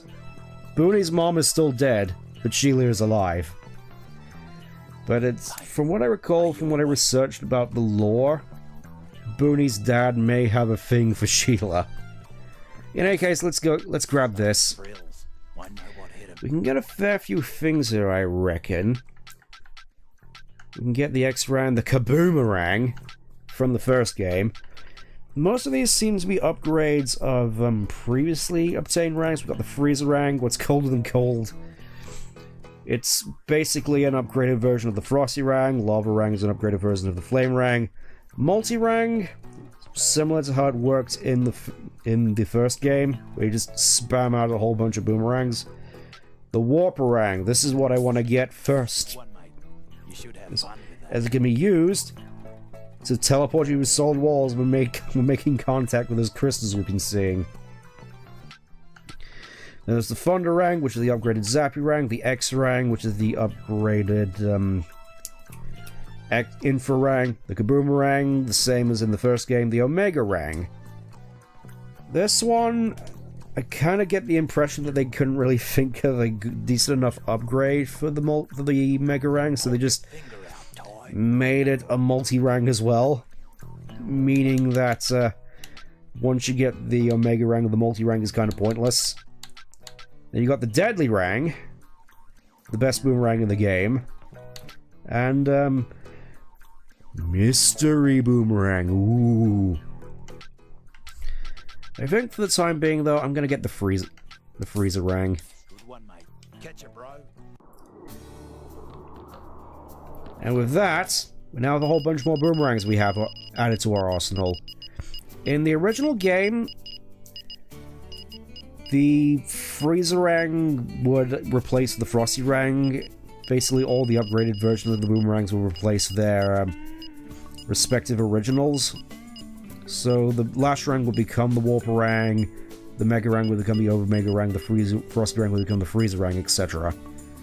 Which, from what I recall, worked mostly fine, but there was a little bit of an issue with regarding one particular boomerang. At least from what I recall hearing when it came to the original game. That being the Smasherang. The Smasherang is the only boomerang that can normally break iron containers, steel crates. Of course, you have a whole bunch of rangs like the Kaboomerang that can do it as well, but the thing is, as far as I'm aware, you can only have a certain amount of opals on screen before most of them despawn, so if you want to get the most opals you can out of an iron crate, you'd want to use the Smasherang. That would obviously mean that for most of the game you'd basically be locked out of using the Kaboomerang, which isn't the worst thing in the world, considering the rest of the options you have, but at the same time it's kind of arguably an oversight, some might argue, but generally speaking, you do sort of run into the situation where why would you use the Frosty Rang over the Freezer Rang, for example? Because it does the same thing, but now it has an AoE. And from what I recall, it also does a decent amount of damage to Uber Lizards, as most of the upgraded rangs do. This is basically where you come for all your big boy toys, the stuff that you want to use to defeat all the various henchmen. Suppose we may as well have a look actually in the dossier. Of course, you have your boomerang, your basic ancient Gumtree model, no bells and whistles, but is light and fast and mightily effective in the paws of the raw Tasmanian tiger. The Flamerang, heat things up with a rang of fire. Naturally, they can start fires and cut through ice, but they're also great for burning through sticky spider webs. Frost Rang. Not only can this rang freeze enemies and put out fires, it can even create ice cubes in water. Freezer Rang. Supercharged with enough electricity to light up Bar Imagine on a Saturday night, this rang will give your enemies a real shock. Equipped with Julius's patented super stretchy lasso rope, this rang will let you swing through the air by hooking onto special lasso rang rings. The Warp Rang can also do this. Using a trans-dimensional warp coil, this rang teleports you through solid walls when in contact is made with special purple warp crystals. Using a special infrared attachment, the infrared allows you to see things you couldn't see before. Make sure you scan for hidden stuff when you visit somewhere new. It also reveals Madame Mopoke's secrets in the corner map. We haven't seen Madame Mopoke yet. Also, I quite like the fact that the Infrarang looks like a plane. Like, you have the engines in the back, you got the wings, got like the little cockpit there. Got the Smash Rang. This super strong rang can break you through even the toughest of metals. Very handy to have when you encounter steel crates. Of course, Julius's patented super seeking technology. The Aqua Rang found in an old shipwreck, the Crafty Rang, and that's all of them. Just looking at the time, actually, I kind of want to go back to Outback Oasis now we're here and just pick up the collectibles there, because I think we got all the stuff we need in order to do that. Because before we were just missing the Lash Rang and the Smash Rang, I think. Those are the main things you needed. At least from what I recall. Could be wrong and require, I don't know, something differently entirely, but we have the warp rank, so shouldn't be too much of a problem. It really feels like I'm just killing time here. So yeah. You can just freeze multiple enemies like that. And then they all die. Yeah, needless to say, all the upgraded rangs are really kind of busted. I could just sort of leave them there and go about my merry business. Let's see. Wow. There's a lot less collectibles all throughout the entire game than I recall. Just 30 bilbies, 25 spies. We already got most of the Gubu's teeth encounters out of the way. I think the main thing mainly is just the picture frames. Outback Oasis, where we got Frillneck Forest, Mount Boom. Still need to go through that. I'll go for that in my own in a later part though. Once we've gotten a lot more collectibles, which again we'll probably have by the start of next part. So keep that in mind, I suppose. Yeah, this particular wall right here, you can break through those with the Smasherang. We got a nice little... Ah, so this is the oasis in question, it seems. Surprisingly nice and peaceful here, for a change. Is there actually any... There has to be something here, surely. Oh! These can only mean one thing. There's a Battle Bunyip segment nearby. Also just a wall with a platinum cog behind it. Nice. Suppose since we're here, we may as well check out the edgy skin. It's a shame I didn't actually start playing this back in 2004. This would have been perfect for Year of Shadow. No, it's... No, Mike, you don't get it. It's Ty, but in... But in a Sly onesie, it's great. It's definitely like playing Sly. Reckon there's a spy in our midst, man. Yeah, you're supposed.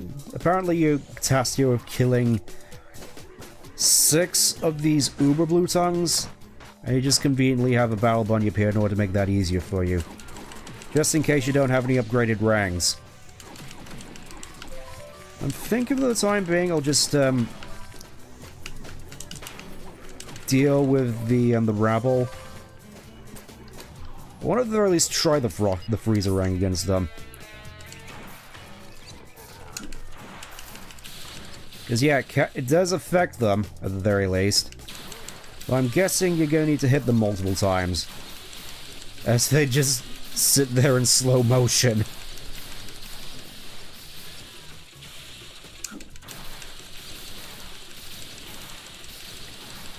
It's like all of a sudden we have Uber Blue Tongue in stop motion. I'm just gonna wait a little bit. Also, yeah, stuff like this, you can definitely see why they got rid of the Chrono Rang from the last game. Considering the Frosty Rang and by extension Freezer Rang basically do the exact same thing. And that they immobilize enemies, allowing you to take care of them quicker. Also, it looks like there's a Bilby here, I just noticed. Do we get anything for defeating all these? Okay. Just spawns a chromium ore for you to get. Well, I'll happily take it so we can finally I can finally collect one of the maps. Alley-oop. Alley-oop. Alley-oop. Alley-oop.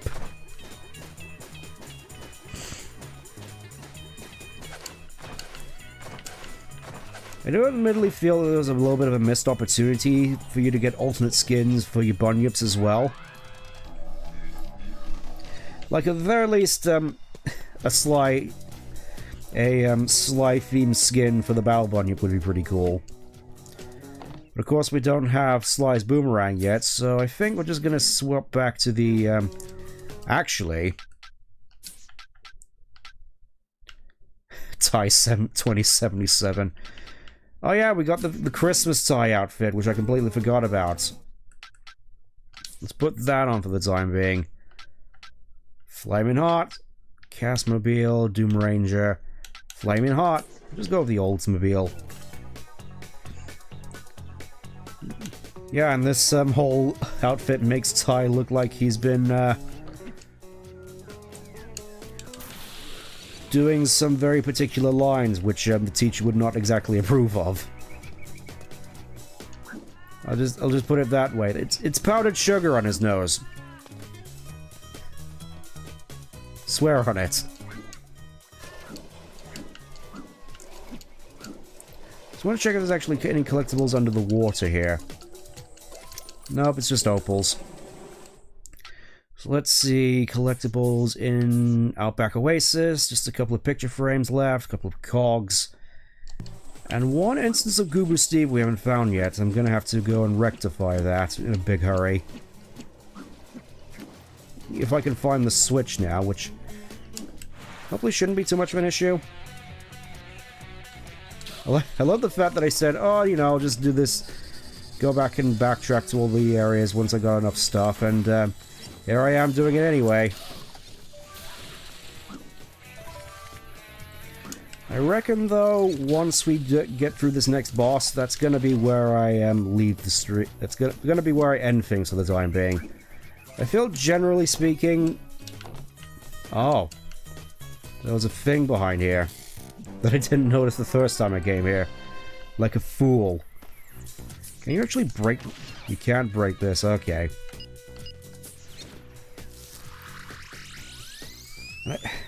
It sucks as well, because I remember questioning, why is this here? They wouldn't put this here, there wasn't anything I could collect, and it turns out there was. Perception check of a nat 1 on my perception check, I suppose.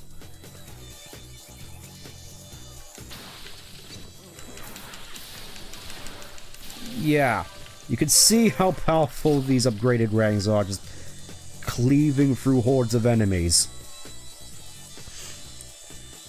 And the Freezer rank is one of the cheaper ones. Actually, I may as well check out the Karate rank a little bit.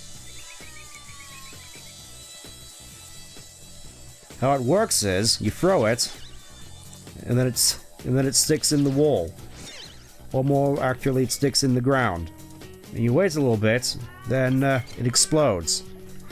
Basically acting as more of a timed landmine than anything. Okay, gonna want the Warparang, I think. As from what I recall, our next destination is this way. Still love this particular music, by the way. Just generally speaking, I love a lot of the music in this game.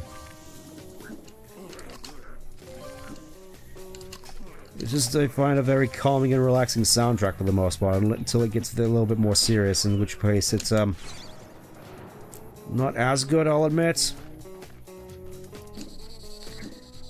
I feel, the composer, George Stamatiatis, I believe, who is also the artist, if I'm not mistaken, definitely feel his, musical talents lie in a very particular field. What I recall, we need to go here first. Also, fun little fact here, the Warparang just makes your, your little rope here all purpley and gooey. Okay, I think how you're supposed to do it is you're supposed to go on those particular rings first, and then grind down that rail, then grab onto these rings, and go onto this platform to go over here. But I just, skipped it, I guess.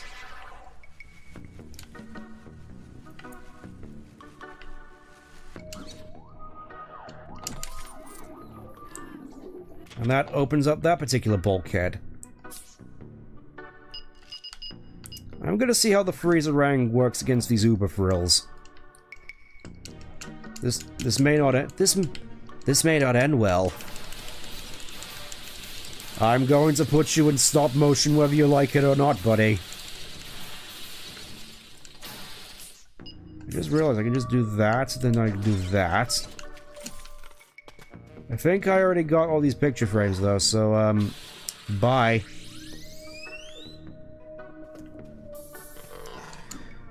Don't mind me, go back to sleep. As I immediately go back to sleep. Okay, what am I missing from this area so far? We got Outback Oasis, just some picture frames, a Goober Steve, a cog, and I think that's it. Could have sworn I got all the picture frames in here at the very least. I may have to look up some stuff. I don't recall a lot of this area's layout very much.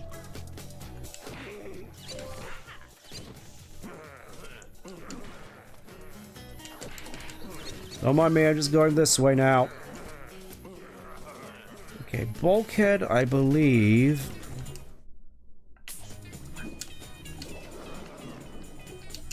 Gotta watch out for these barracudas as well, they can nip you as well. I think it's over here. Yeah, I think I can see it. See, a bulkhead down here makes a bit more sense. At least it's probable that someone could have built it.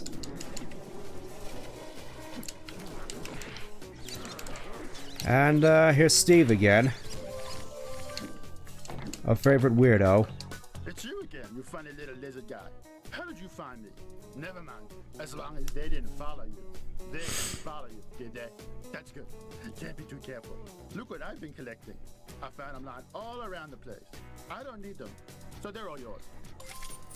Thanks a bunch. I could probably afford another boomerang once we're done here.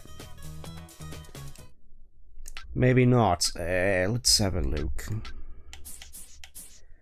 We're just missing some picture frames and a cog. I don't recall where the cog is.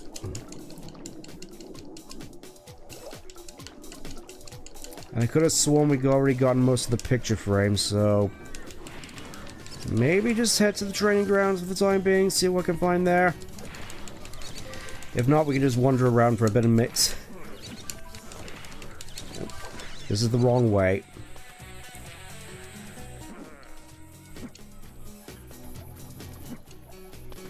Wait a minute.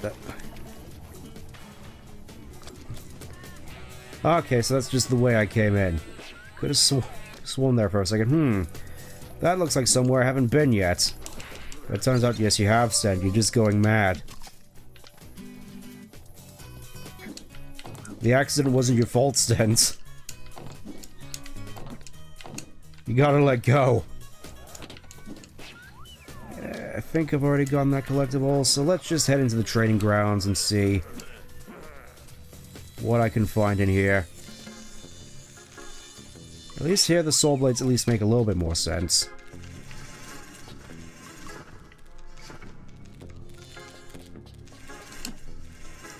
Let's see, already got that. Already got that. Fairly certain I already got all this stuff in here, so I'm guessing the cog is just back along the way I came. I don't want to have to look this up, but I'm kind of feeling this though at some point I'm going to have to. At the very least I can come back here later on and once I've gotten a map, and then we can just do it then. Simple as. Unless the cog is just in the barracuda-infested waters. Somehow I doubt it is. Don't mind me, just wandering around hopelessly lost.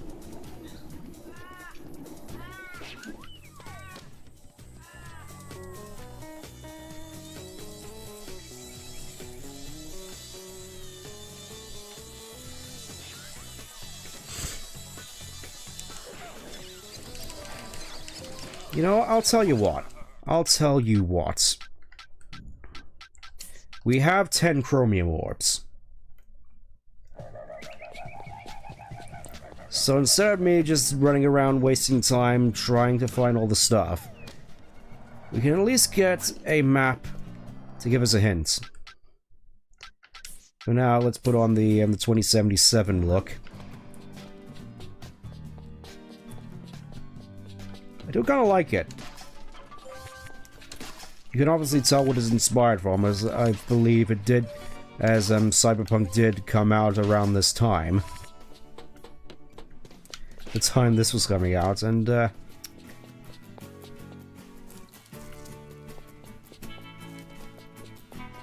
honestly, I never really gave it much time of day because I was more interested in some of the more, I suppose, lore-accurate skins, like the prototype one. Or at the very least I can see, oh hey, it actually looks kind of cool, and they actually textured it to be more accurate to Cyberpunk. To the point where I'm kind of wondering why this wasn't in the third game. Welcome, friend. I am the mystical Madam Mopok, and I see all. Cross my palm with chromium orbs, and I will tell you what you need to know. Okay. So I was wrong in thinking that it showed up picture frames. I think that's what got me previously. So all we have to our name is the mysterious anomalies, the cogs, and the bilbies. I think given what we're going up against, I'm gonna get the cogs. Farewell, friend. Oh, there's actually one. Oh, it's this one. The one I missed. The one which has plagued me all these years. I'll try to show you how it goes. You break open this. You're supposed to then climb up on this roof. Climb up on this rail. And then jump in order to get to that one. Though obviously, having a panic attack while you do so.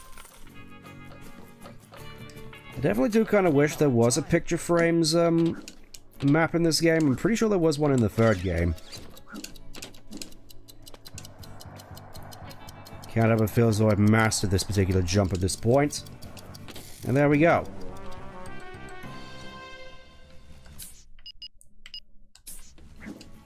Let's go back and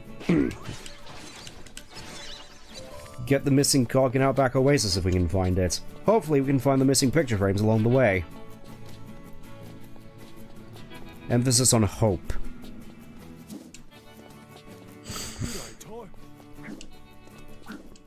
Yeah, can't really help but think that maybe this is one of those games which probably should have been relegated to 2 hours as opposed to 2.5, because it really feels as though I'm padding out time here, which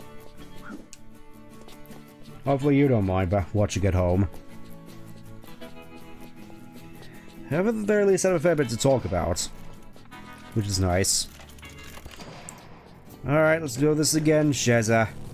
I know you've had to drive me back so many times before. Please don't question why I'm a robot now.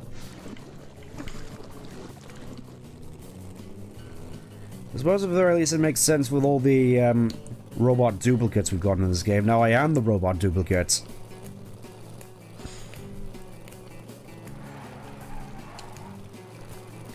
The nice little neon pink stripe over my face. I wasn't sure when I wanted to bring this up, because I have admittedly, of course, been on a little bit of a Walsum Gromit kick nowadays, with the recent special being released on Christmas Day, which I do have a fair few qualms about, but I don't think it's the biggest issues in the world, more so just eh. But I've always thought that Ty did look a little bit like Gromit. It's more so just the massive snout they both have with the big nose.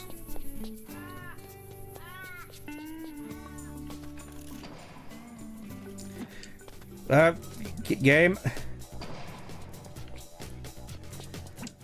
Okay. So it's back through here. Gotcha, game.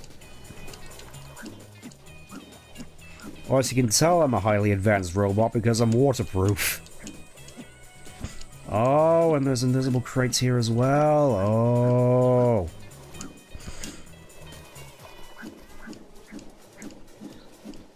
And there's what looks... Can I get on this lily pad, please, game? Can I get on... There we go.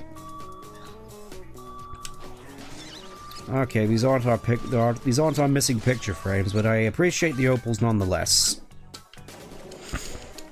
I'm just hoping that finding these last few picture frames isn't going to be too egregious a task.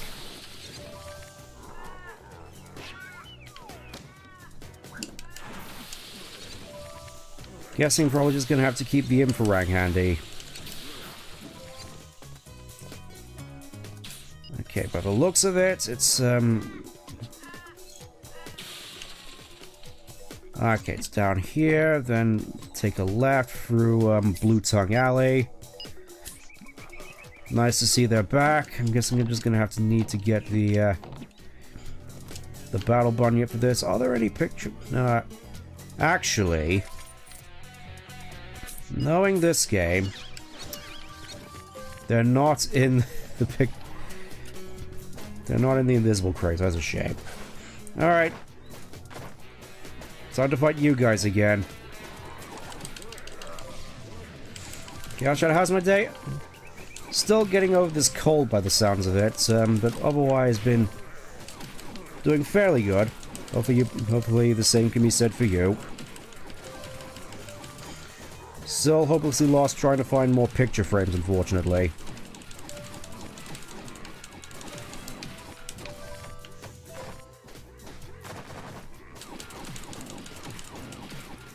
It was right in that alcove.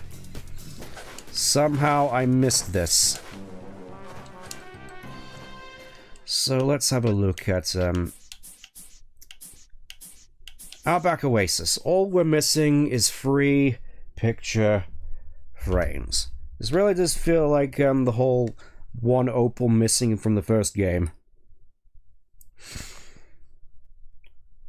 So I kind of feel compelled at this point to just fast track this so we can get to the boss and finish this.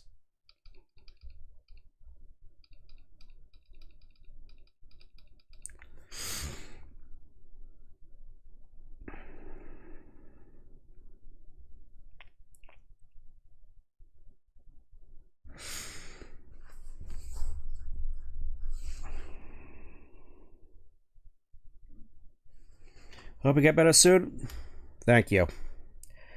Alright, there was an area that needed the warparang. Gotcha.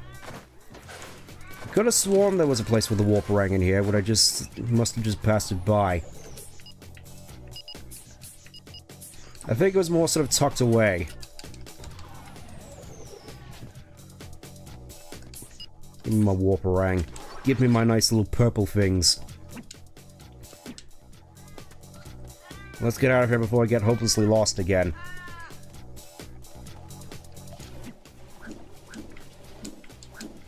I do kind of wish there was at least some kind of swimming upgrade, but then again, I think it's more so me having, I don't want to say trauma, just negative experiences with actually going underwater in this game, because there's mostly stuff in there that wants to eat you. You know, whether it be barracudas or sharks, just generally there's something in there that wants to ruin your day. I think it's mostly just goes for water and... There we go. Come to me, beautiful babies.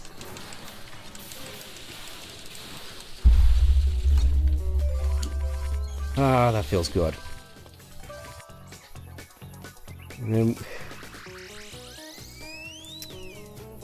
And now we can finally get out of here and go for the oil rig fire. Exit level.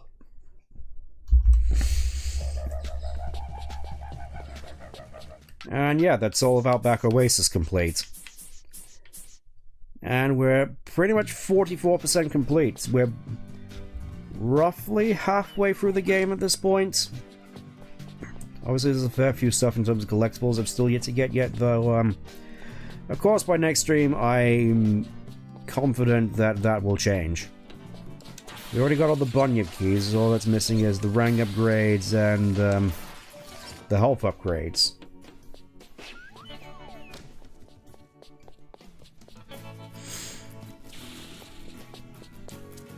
Also really like the music for this area as well.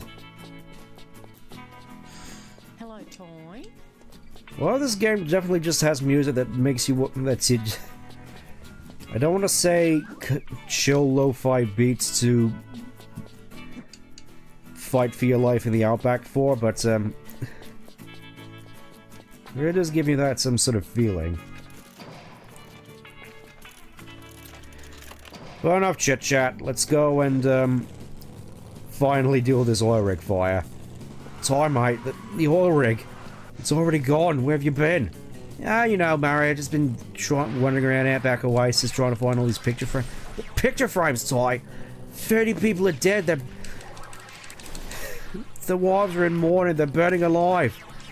Yeah, but I need the picture frames, mate. I knew I should have seen the signs after the first game.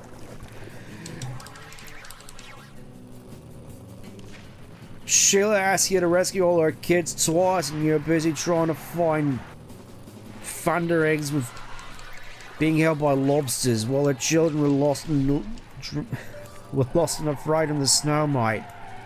I don't know what to say, mate. Well, you don't have to say anything more, eh?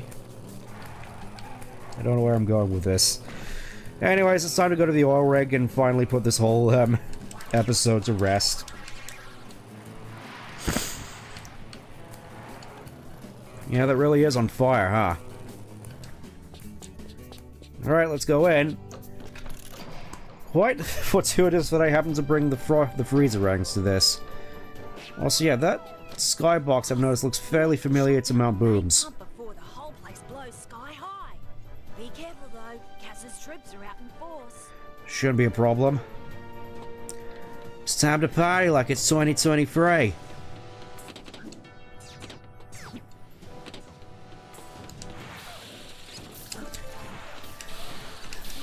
That one thrill has just died on the spot.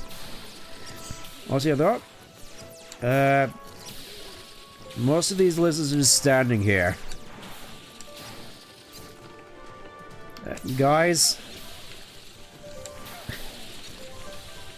It's like they were busy shooting at nothing while I was around there just murderizing all of them.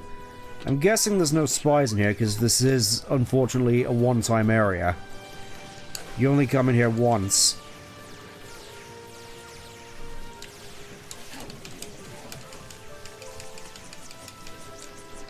It's a shame because I feel this is definitely quite the impressive set piece of this game, but much like the Kurwong prison break, you only come here once. I think you have to get closer. It is kind of a shame as well, because I don't think you can put out these fires using the freezer ring.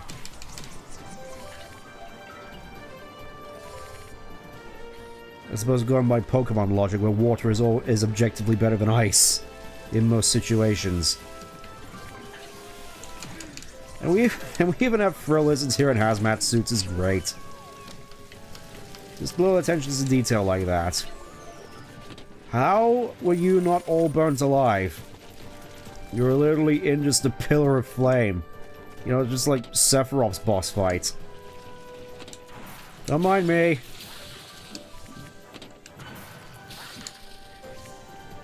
Yeah, I've also noticed that a lot of the platforming here is very much like Mount Boom. With these same walkways. I guess you just expect to come up here regardless. 500 opals, nice.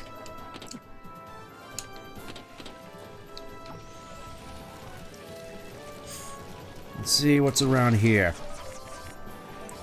Okay, it's just a nice little alcove. Let's just move on to here with this other pillar of fire. Yeah, it really is like Sephiroth just barnstormed through here.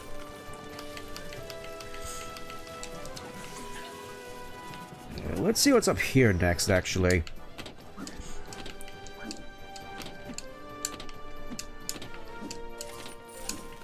Well, I mean, these platforms are starting to give off bad memories. Mostly from the third game for a particular reason, which I'll get into. I'll say get into if we eventually get to it. It's Cassopolis. Just Cassopolis. I don't feel I have to really elaborate more than that for the time being.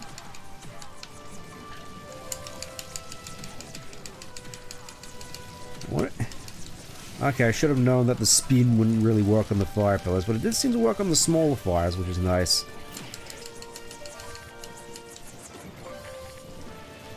I want to be a good citizen and put out as many fires as I can.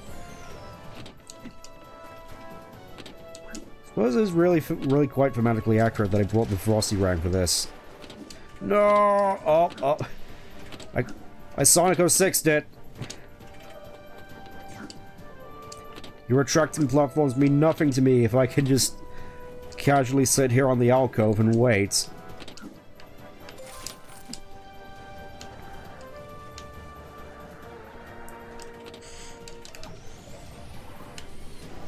Again, you don't necessarily have to go through all these platforming challenges, as mostly is just opals, considering you can't really come back here again, but it's nice to, and look at this guy, he's just going at it.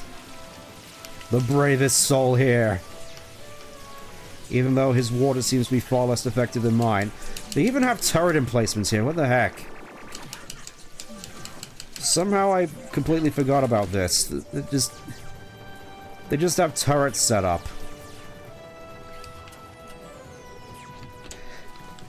And the law enforcement just happens to have laser guns. Even though this game seems to prove that boomerangs are far more effective weapons than laser weaponry.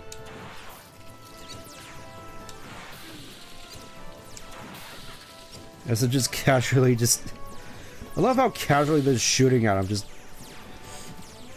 like, I guess I can shoot you, I guess I can just look into the barrel of my weapon. I guess I can turn this into a sniper section. Yeah, I think we're just gonna have to leave the thermo bunyip behind, unfortunately. It was fun while it lasted, but we need to go in here now. Dunny jump scare. Ow. Most this would be a lot easier if I had the, kind of weird that here I can actually just step on the hot pipe whilst fire is coming out of the hot pipe. Because obviously, as we all know, metal is a great insulator of heat. It's like you could put just a really, you could just submerge metal in lava and it wouldn't make any difference. Yeah, I think I'm gonna need the thermo bunyip for this. Freezerang, I don't think is exactly the best in terms of combat capabilities. Probably should have gone with the lava rang for that. But regardless, shouldn't be too much of a problem considering we already have enough to buy a lava rang.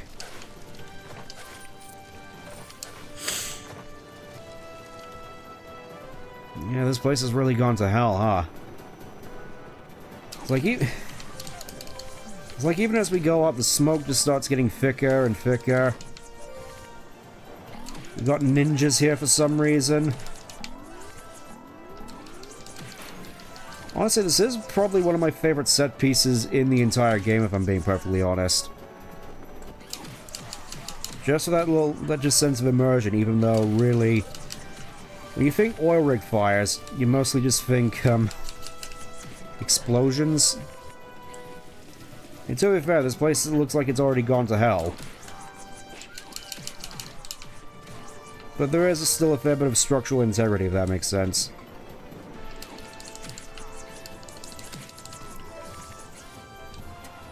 Let's see what's up here.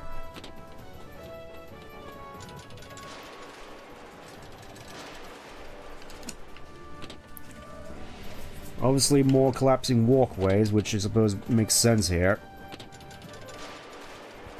Look at that, you even see the steel beams on the sides. The handrails just rending. Also, yeah, unlike the Marco reactors, this place actually has guardrails. I declare this door open.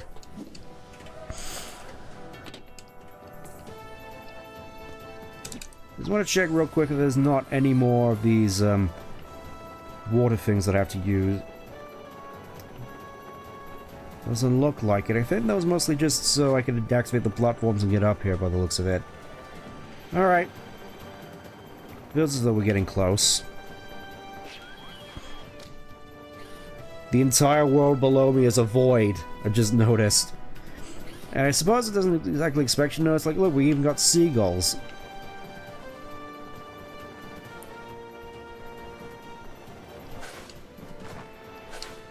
Okay, looks like there was another thing over here.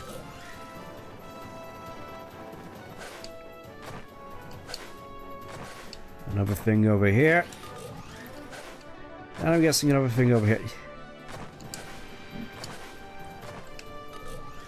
And that drops that ladder. May as well go have a look, see what that's about. Again, I'm guessing it's mostly just opals, but I do want to be thorough. At the very least, it means less grinding later for opals.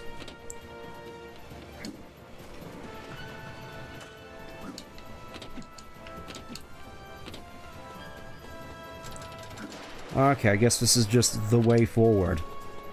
I'm gonna have to be going through this next bit. Oh. Hey, fellas. How you doing? What are you?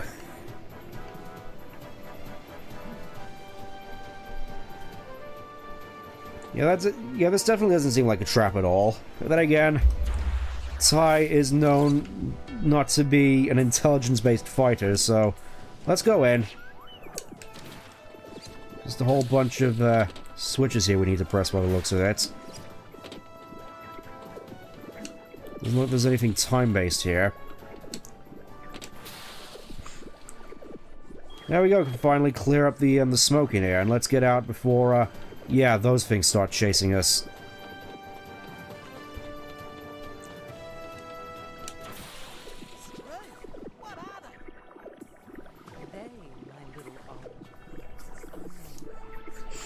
I don't know, Fluffy. They seem a little bit big for being called nanobots.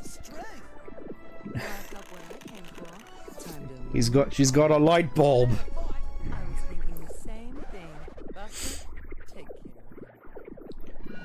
Wee.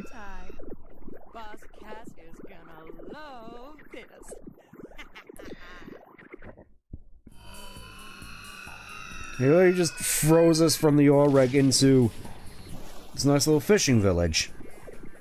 Shame we're just gonna have to wreck it by the looks of it. Yeah. Always found it kind of... yeah, Buster the Nanobot boss. Not exactly...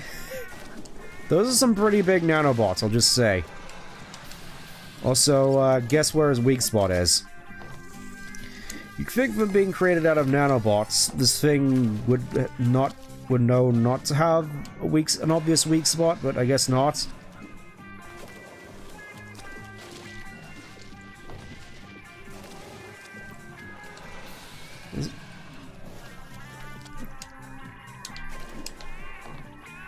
Yeah, from what I recall, you want to keep off on here, and boy oh boy, doesn't this isn't this kind of reminiscent of another boss, which has a distinct form, then goes into more of a, dare I say, liquefied form.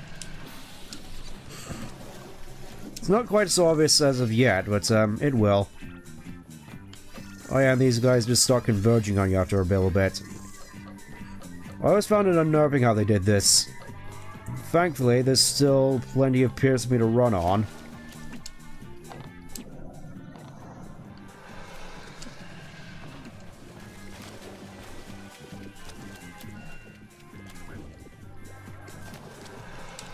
Really does sort of feel like a boss that I would have fought in a game like Vector Man, to be perfectly honest.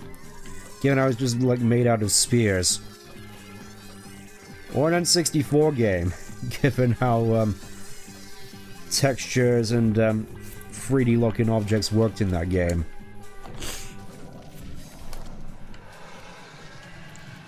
Alright, come at me, I'm right here. Ow, he actually hit me. That just simply won't do. Okay, slight problem. Most of the walkways are now gone, so,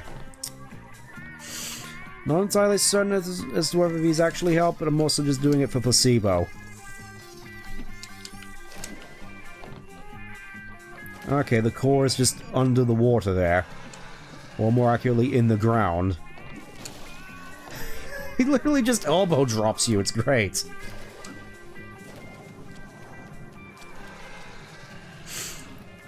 Elbow drop off the top rope, brother!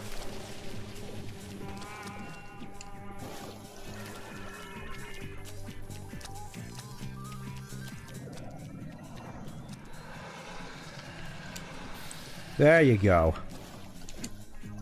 Going by Sonic Superstars boss design, where you have to wait for all his attack patterns in order for him to actually hit you. Oh, this thing where the enemy just turns into a ball and tries to chase you down and crush you. I definitely haven't seen this particular boss mechanic before in another 3D platformer game with an animal mascot. Yeah, even I noticed as a kid this boss fight takes a lot of cues from Chaos 2 from Sonic Adventure. Just the fact that he's just breaks up and liquefies into this particular almost liquidy state in between being able to hit him. Really reminds me a lot of the Chaos fights from Adventure 1. But obviously Chaos didn't have this awesome backing track. Just this laid-back guitar just going wild in the background.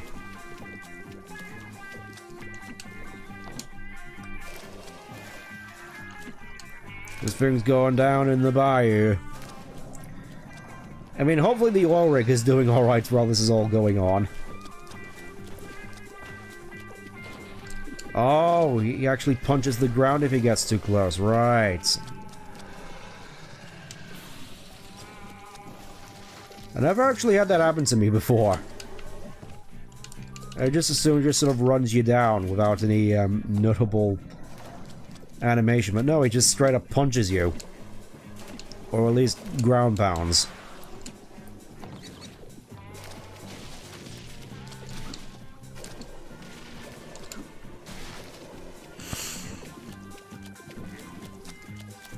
You done? Yeah, I think he's done. Weird that he doesn't follow up with all the nanobots chasing you. I will admit I don't exactly remember what they do if they catch up to you. I think it's more advisable to just keep it that way. Alright, in your own time, buddy.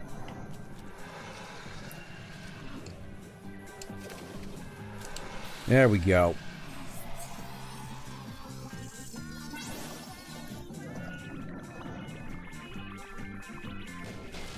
This cutscene feels very jank, I've tended to notice.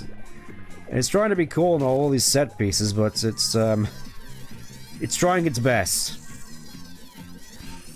After that, it just explodes, and all the nanobots, do the Terminator 2 reference. Wonderful. I mean, we did get a Free Willy reference in the first game, so it's not too out of left field. Like a glowing cricket ball, but bright green. Sounds like a tennis ball. Tennis ball? Oh dear. That could be my bioorganic microscanalizer. What was that doing in an oil rig? It creates a holographic resonant image of the deoxyribonucleic constituent of any tissue sample. In English, mate? Julius, in English. Maps out your genetic structure. It shows what you're made of. Ah, why would Cass want that? And what was it doing in an oil rig? After all, it's useless without the power of a grid processor. Oh my. What's wrong, Julius? I remember reading about a break-in at Karawong University last month.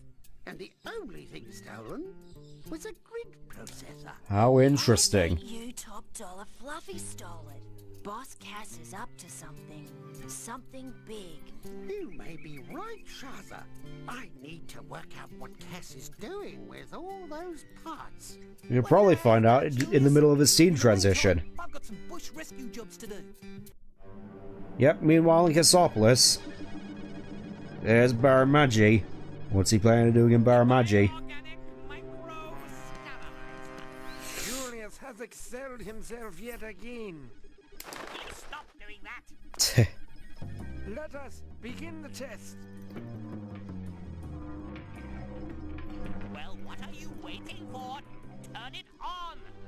The scanalyzer will extract the genetic information from the mammal specimen. Ah, so that's why they've been doing all the spies. Calculate which attributes we want for our cell. I think that arm was supposed to already be, not already be super large, but I guess this is what we're going for, and he just immediately transitions into the Uberfrill.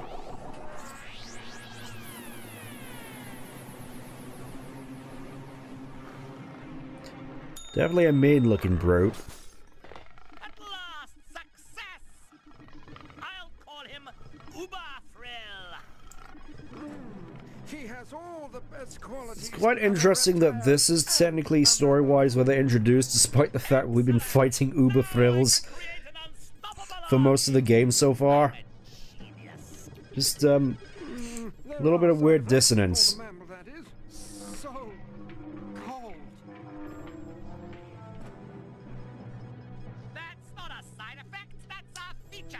It'll make a great bullet point on the side of the box. So basically, giving the mammals all the genetic drawbacks of lizards. Don't worry about that, Carlos. I know exactly where we can find some. Oh, you get that, audience? Okay, mate. Those lovable Hollywood stars, Birrell and Squeaver, are in trouble again. Only this time it's for real. Looks really? like Cass's hoons have dressed up as film extras and are trying to destroy their film set. Stop them. Yeah, I'll just take your word on that, Maury. Yeah, I think for the time being, this seems like a good place to leave it off. Apologies for just padding up the stream by going and looking for collectibles, but I figure it's gonna have to be done eventually, so... In the meantime, I'm gonna go off and try to get as many opals as I can to buy everything else, so we can start off the next stream with a bit of a bang. And get, hopefully, every single boomerang in the game. But until then, thank you for tuning in. I'll see you next week, where I'll be trying a little bit something different with the streaming schedule. In that, mostly just trying out the Sonic streams on a Sunday, as they tend to be shorter. We'll just see how that works, as I've been wanting to try that for a while. But, until then, take care. Bye-bye.